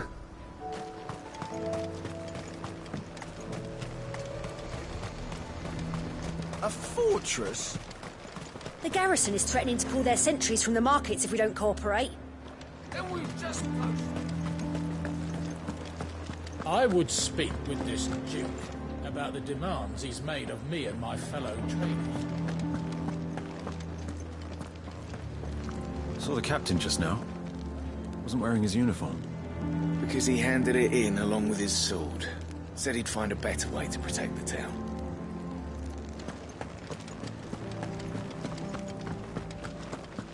Your town needs you. I need you. But the Duke would have me clapped in irons.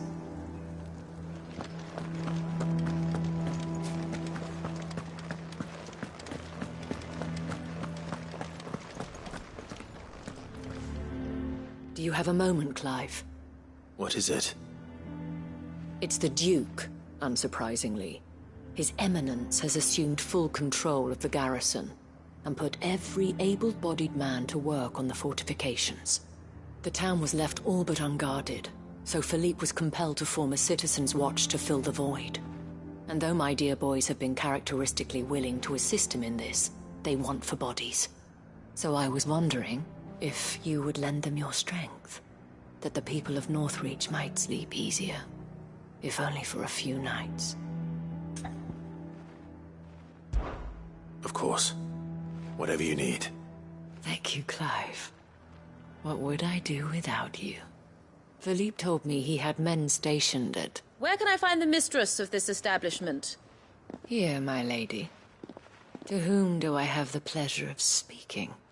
My name is Sabine, and it is my displeasure to be the daughter of the Duke of Oriflamme, who I understand is causing you and your town no small amount of trouble. I wish to speak to you about what might be done. Very well. Let us speak. I trust you'll forgive me, Clive. Absolutely. Our conversation can wait. Please, proceed.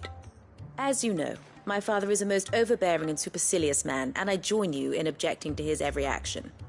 Indeed, I owe you my thanks for continuing to argue against his reckless plans. Yet I fear he is not one to be swayed by reason. No, he must be made to face the consequences of his actions. And who would make him do this? I would. Myself and several other like-minded individuals. Were you to join us, we would surely have the strength to drive him from Northreach for good. Does that not seem a trifle drastic? Drastic action is precisely what is called for. Unless you are content to see your people downtrodden and dispossessed. My father would have it that citizens exist only to serve the Empire. That they should be forced to make every sacrifice to ensure her revival. But he is wrong. It is not the people who must serve the Empire, but the Empire who must serve her people.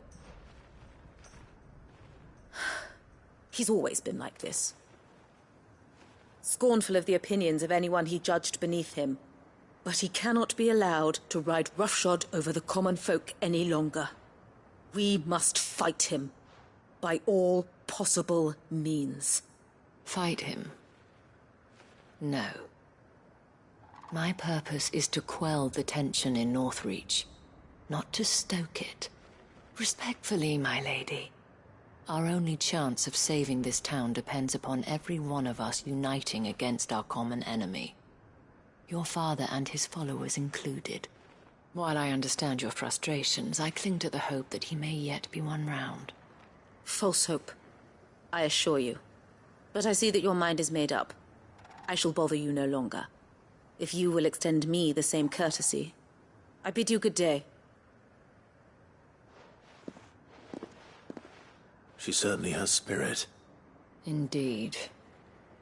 But unfortunately for us, that spirit is only likely to harden the Duke's resolve, which may be enough to seal the fate of this town. Not that she cares. This is all about her and her father. Families. I'm sorry, where were we? Ah, yes. I was about to tell you of Philippe's plans for the town watch, but perhaps it's better that you heard them from him.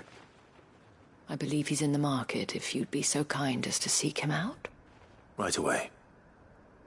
It's just a pity I cannot join you. I'd like to see the two of you in action together.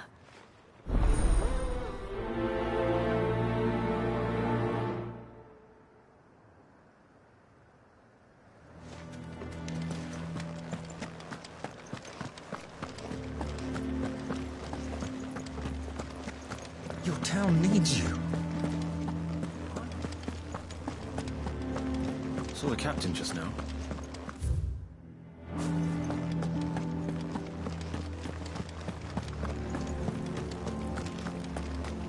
The way things are going at the garrison, it'll be up to us to defend the town soon. With what? Some carrots? So you are content to abandon the people to their fates? Please, I beseech you. If you are a true son of Northreach, you must fight to defend your home. That's exactly what I am doing, milady. Or trying to, at least. The land is crawling with fiends, and someone has to keep watch. Even when our true enemy is hiding in the garrison? Fine. You're not the only able-bodied man in Northreach. Thank you so much for your help.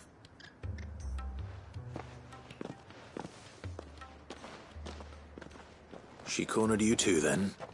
Could hardly get a word in edgeways. Like father, like daughter, eh? She made an uninvited appearance at the Vale earlier, hoping to convince the Dane to join her in fomenting rebellion. I bet that went well. Her ladyship seems to have a way with people. Anyway, what brings you here? Our mutual friend thought you might welcome some help. Oh, she did she? Right as always. In fact, you're just the man. We've had some reports, you see.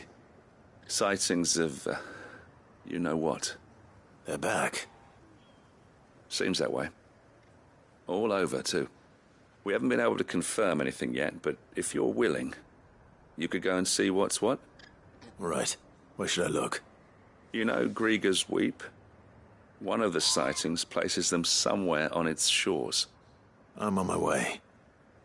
Thank you, Clive. I'll look into one of the other sightings. Let's rendezvous back here later.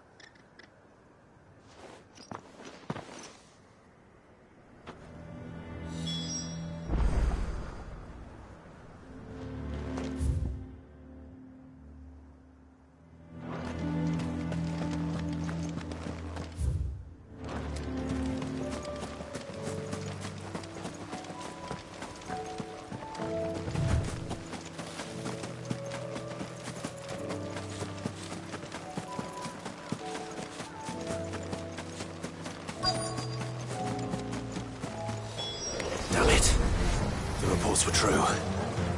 I need to stop them before they get to the town.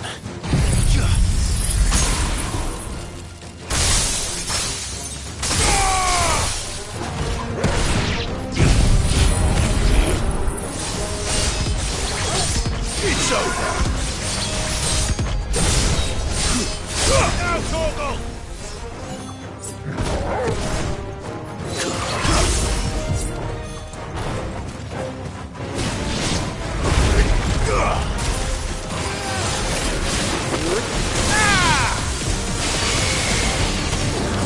Get him!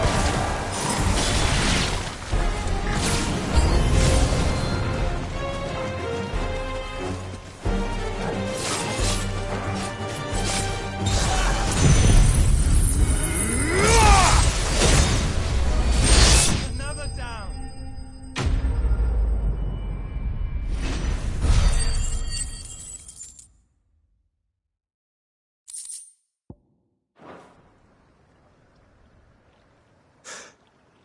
Call that a test, Ultima? Clive, it's me. Are you all right? I am. But it seems the reports were true. The thralls have returned. I dispatched the few that I found, though. Well, that's something, I suppose. But what were they doing south of town? They all came from the north last time. We might be able to fend off an attack from one side or the other, but from both? Do you have eyes in the north? Some. I should probably go and have a look, though, just to be sure. You head back to Northreach. I want you there just in case war breaks out while I'm away. What do you mean? Her ladyship's been busy working her magic on the townspeople, stirring up ill feeling towards her father. But she'll have her marching on the barracks if we're not careful. What? This is exactly what the Dane was afraid of. I'll do what I can to calm things down. Be careful out there, all right? Don't worry, I'm not like you. One sniff of those things and I'm running back to town screaming blue murder.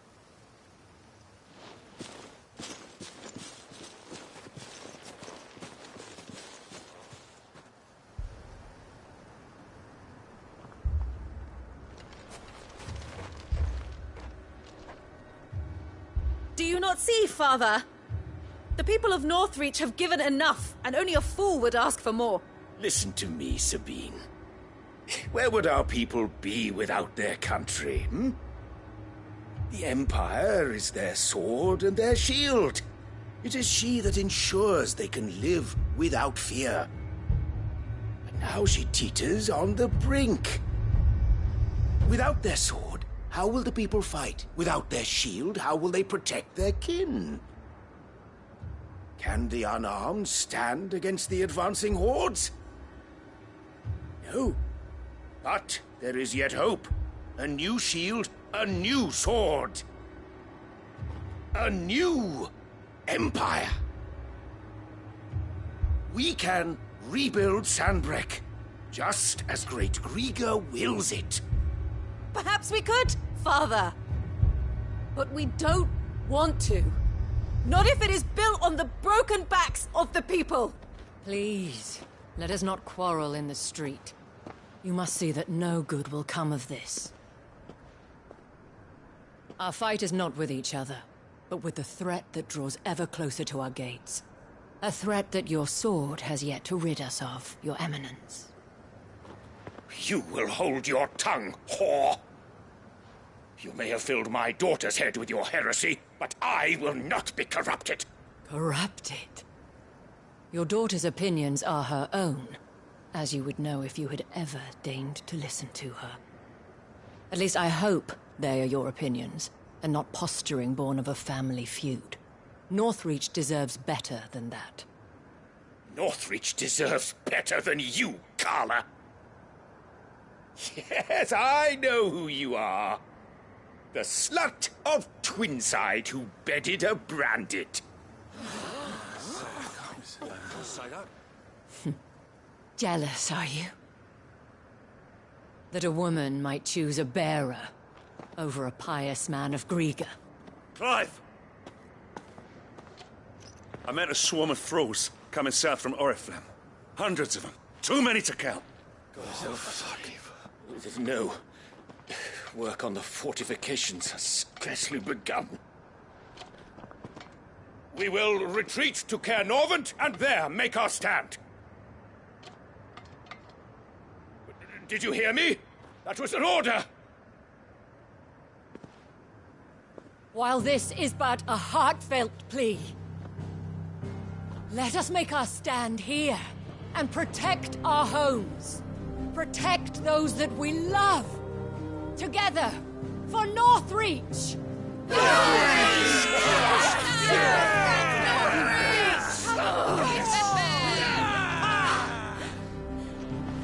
You heard the dame. What are we waiting for? Pikemen to the gates. Archers to the roofs. Quickly, come on!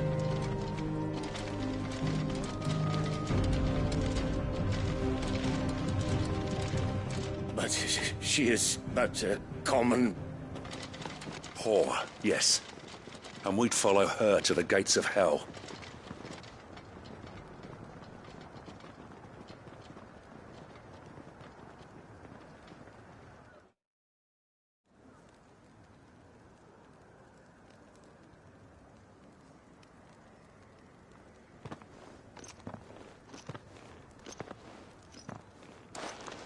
The men have their orders, and they look like following them. I got them spaced out at regular intervals. Whichever direction the thralls strike from, there'll be someone there to meet them. Thank you, Philippe. Rest assured the people will play their part. The herbalist has donated her stock of medicines to me. Should any of your men be injured, take them to the Vale. We'll see to them there.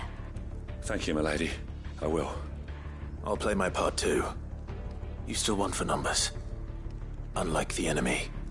I only hope I can go some way to evening the odds. Philippe, can I leave the south in your hands? I doubt the thralls by the lake were the last of their number. Of course. I'll lead a party down that way so we don't get taken by surprise. What about you? I'll make my way up the road to Oriflamme. I fought a few of these things. And while I can't promise to hold them all back, I should be able to thin the herd. All right. But take care. Thank you. Both of you. You can thank us when it's over. Till then, madame.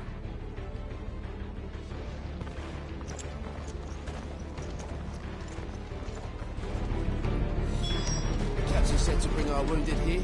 I have served the Duke for many years, and I hope to do so for many more. But I cannot turn my back on these people. Our people.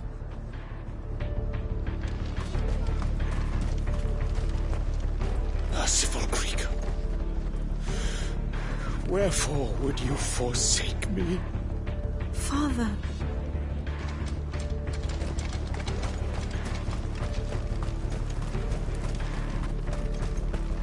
I want steel in the hands of every man or woman willing to fight.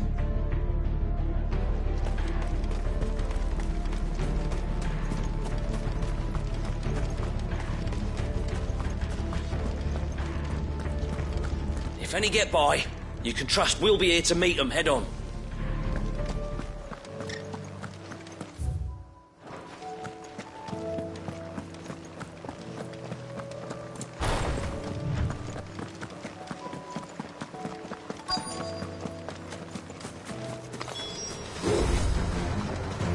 There are so many of them. Not for long.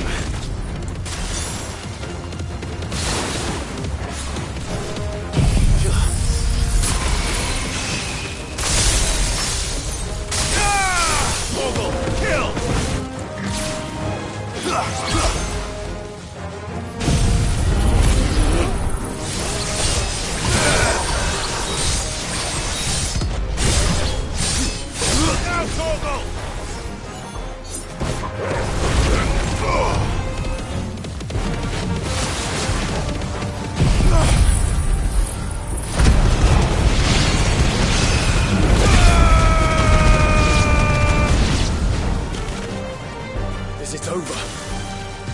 No. It's only just begun. Go for it!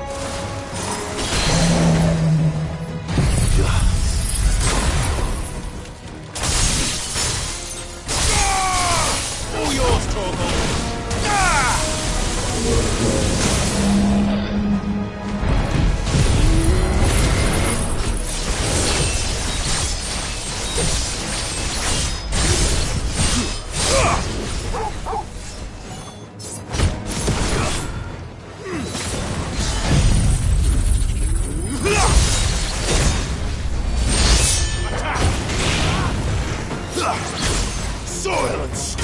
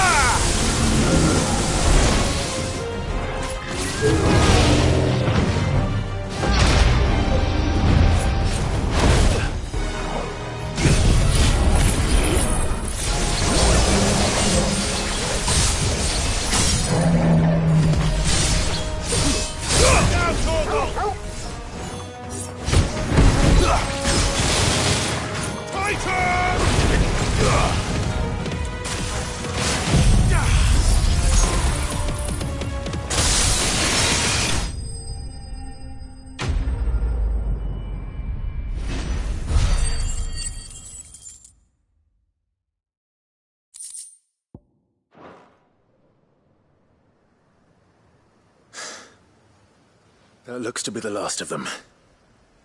I wonder how the others fared. Better hurry back to town. Come on, Torgal.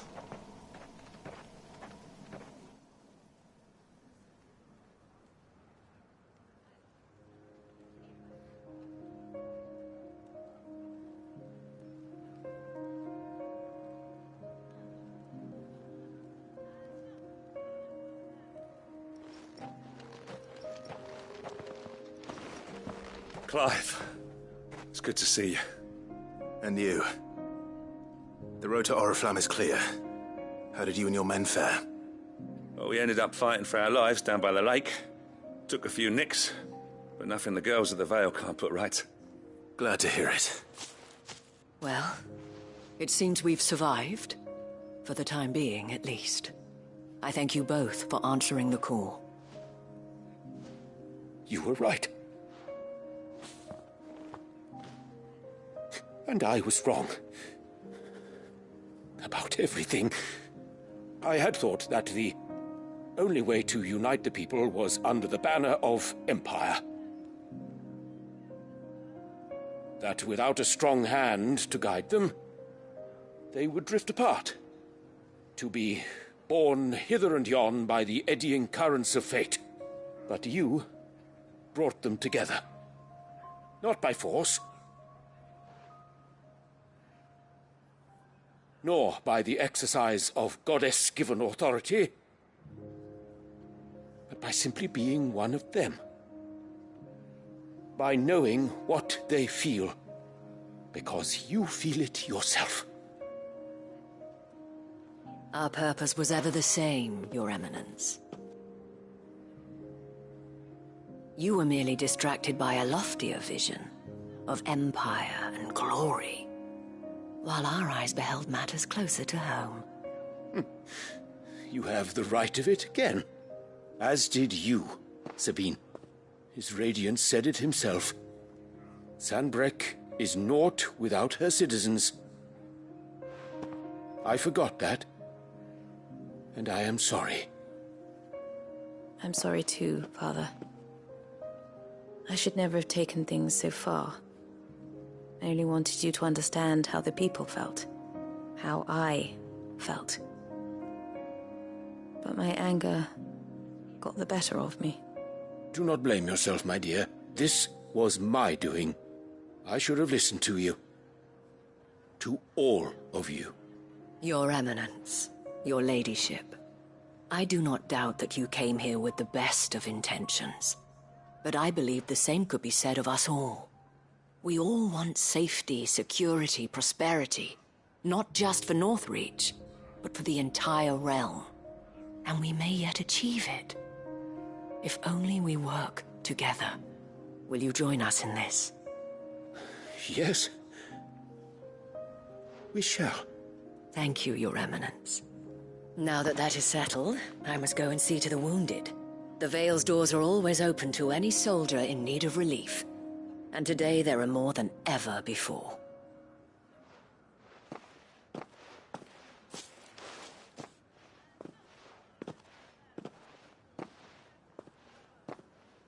Madame Isabel is a rare soul indeed.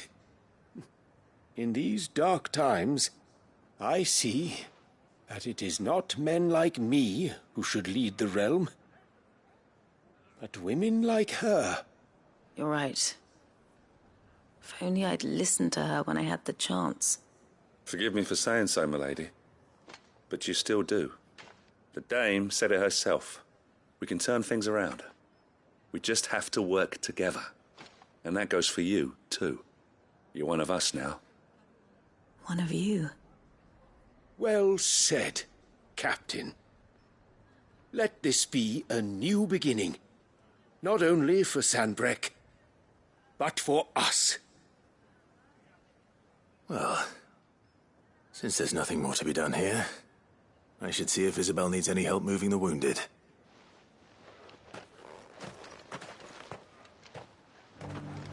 Can we get you anything?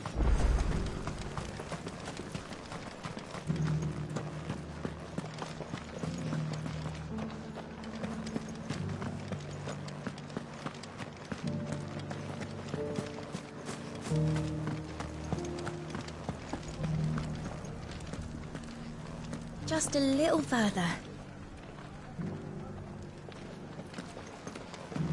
This the last one? We did it! Kiss me.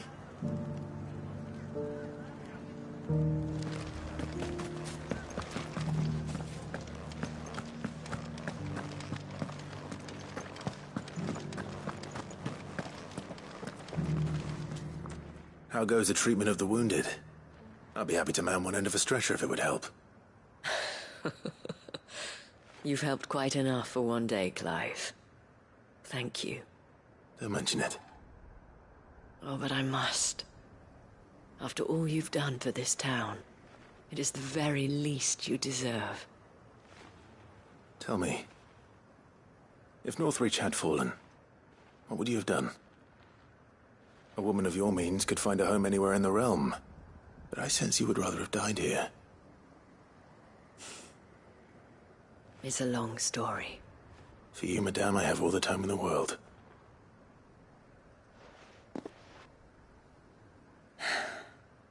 Very well.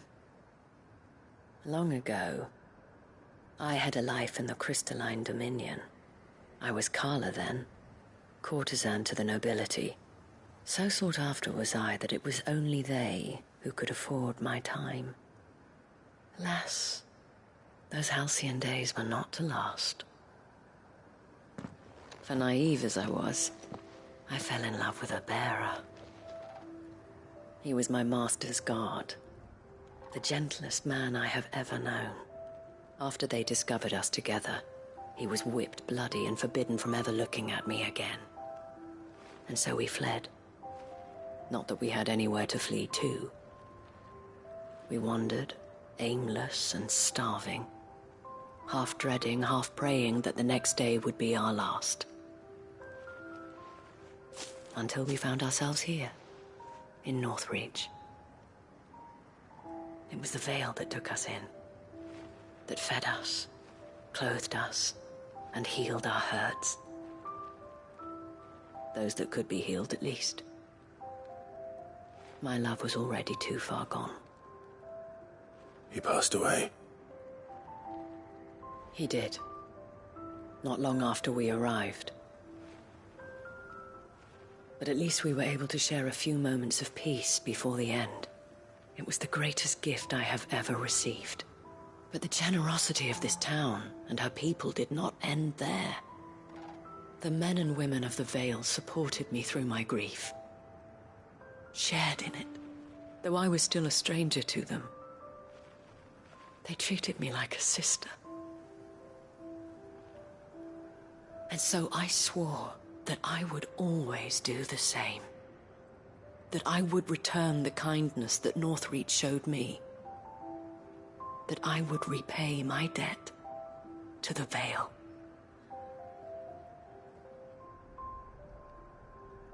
Thank you, Isabel, for sharing this with me.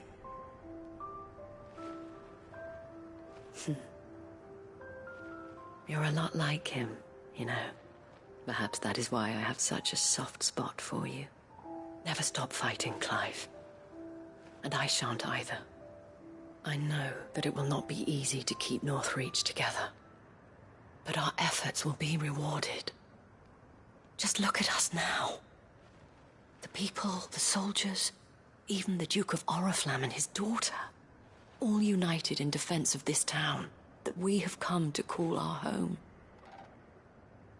And what of you? Can we count on your support too? Always.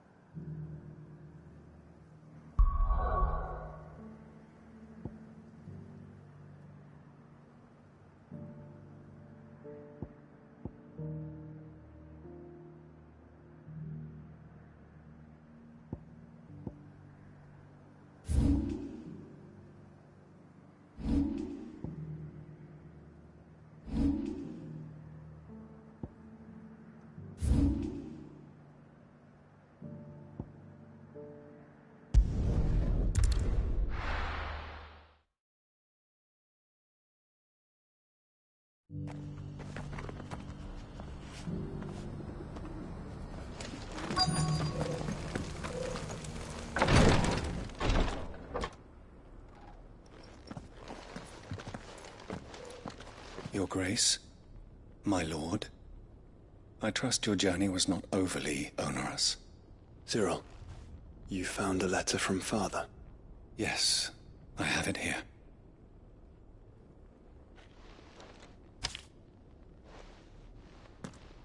If you would do us the honor, my lord.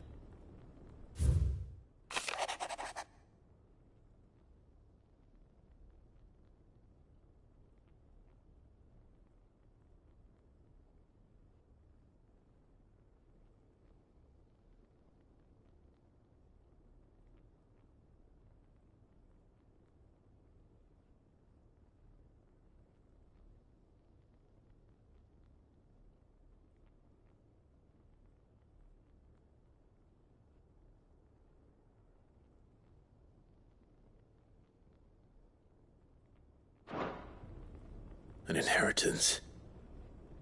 It would seem the late Archduke penned this missive shortly before his passing. The day before we left for Phoenix Gate. What are these plans he spoke of? His plans for the duchy, Your Grace. Your father entrusted them to my predecessor, the former bearer of the Burning Quill, who entrusted them in turn to me. The complete emancipation of bearers is their stated aim. But your father's dream did not end there. His Grace also spoke of building hospices to care for those stricken by the curse, and the founding of a new university to further the development of non-magical technologies. With the blight spreading ever more widely across the twins, Archduke Elwyn saw this as the only means of securing Rosaria's survival. He wished to see men and bearers treated as equals. To see centuries of common wisdom overturned. Small wonder he did not think it achievable within his lifetime. But he thought it achievable nonetheless. Had he not, he would never have written this message. Nor would he have entrusted his vision to his most faithful aides. Those who would have stood with you, shielded you from the machinations of the less benevolent personages at court. It's a pity only they are still with us. 'Tis true that those most loyal to your father were the first to suffer the Duchess's wrath. But one at least remains, and she has come bearing gifts. What do you mean? Mayhap it is better that she explain, my lord. After all, the duties entrusted to me by my predecessor extended only to recovering His Grace's will and arranging a meeting with the one who might execute it. Or a part of it, at least. And where is this woman? She awaits you in the archive, Your Grace. Thank you, Cyril. Shall we then?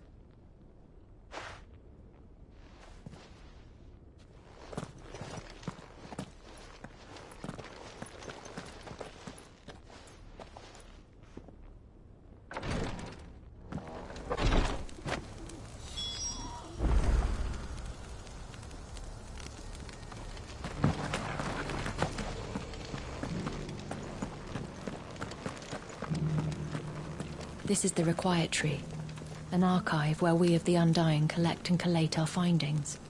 Fragments of Ultima's true nature surely lie buried within these pages. We have only to unearth them.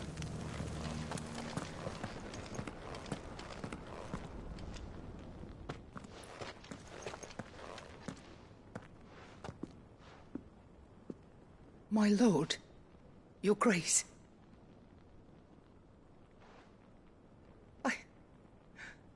I hardly recognize you. I am Goditha, retainer of House Rosfield, loyal servant to the Phoenix and his shields. Your father, the Archduke Elwyn, entrusted me with the delivery of a gift. I only hope you can forgive my tardiness in bringing it to you. Lift up your head, Lady Goditha. You have our gratitude for your service to our house and to our father. I merely did my duty, as any proud Rosarian would. My lady, perhaps you could explain a little more? What exactly is the gift you bring?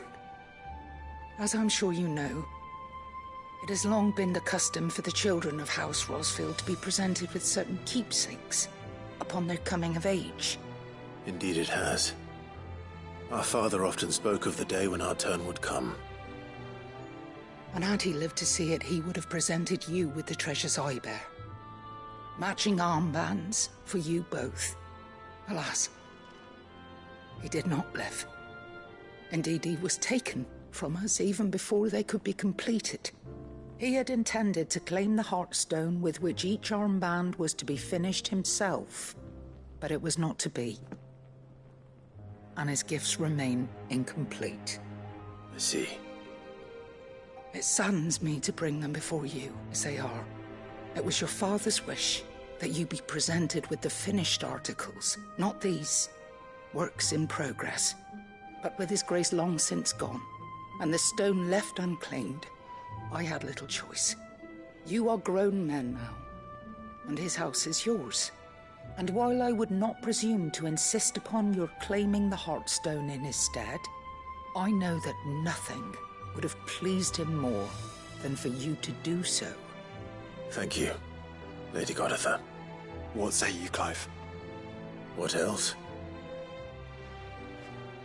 Of course, my lady. May our father's will be done. Oh, I am much obliged. Do you know where we might find this Heartstone, my lady? I do. Though it may be a matter of a good deal more than simply happening upon it. It is found in the bellies of elder griffins, you see. We do at least know where to find one. A certain specimen has made its nest in Titan's Wake, not far from here. A certain specimen? You are most perceptive, Your Grace. In answer to your unspoken question, yes. In fact, this is the very same beast your father meant to slay. I have been tracking its movements since you were but a boy. Were you to slay it in his stead, as men of House Rosfield, it would surely make your father proud. What say you, Joshua? What else?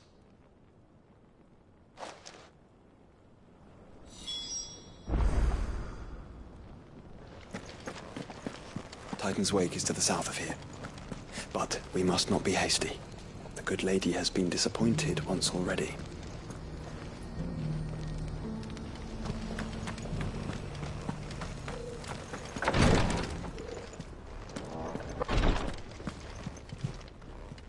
Lord Marquis, if you have a moment. What is it, Cyril? One of our brethren lately journeyed across the strait in order to pursue a new avenue of inquiry in our ongoing investigation. He sent an owl some while ago, but we have heard naught from him since.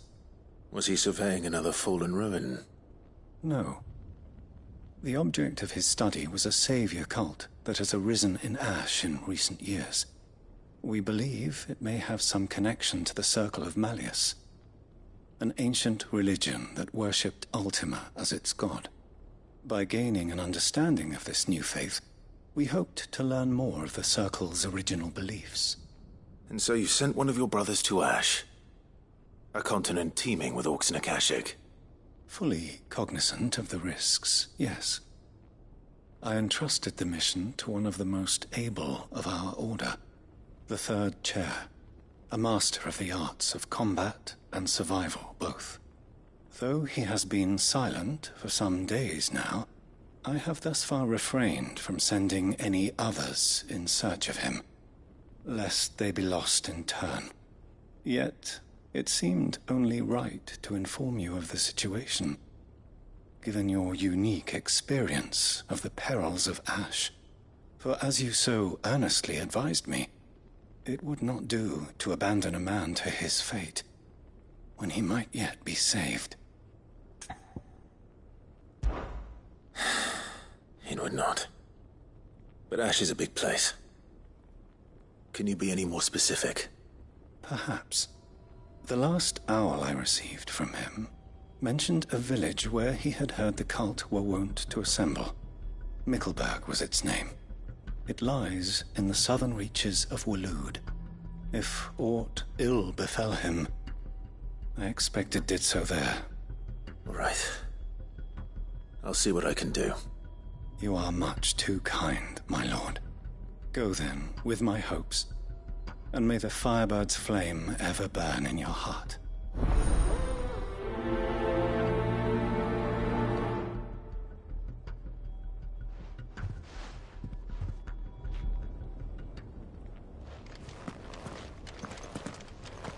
If this new faith really is an offshoot of the Circle of Malleus, then... Let's concentrate on finding the Third Chair first, shall we?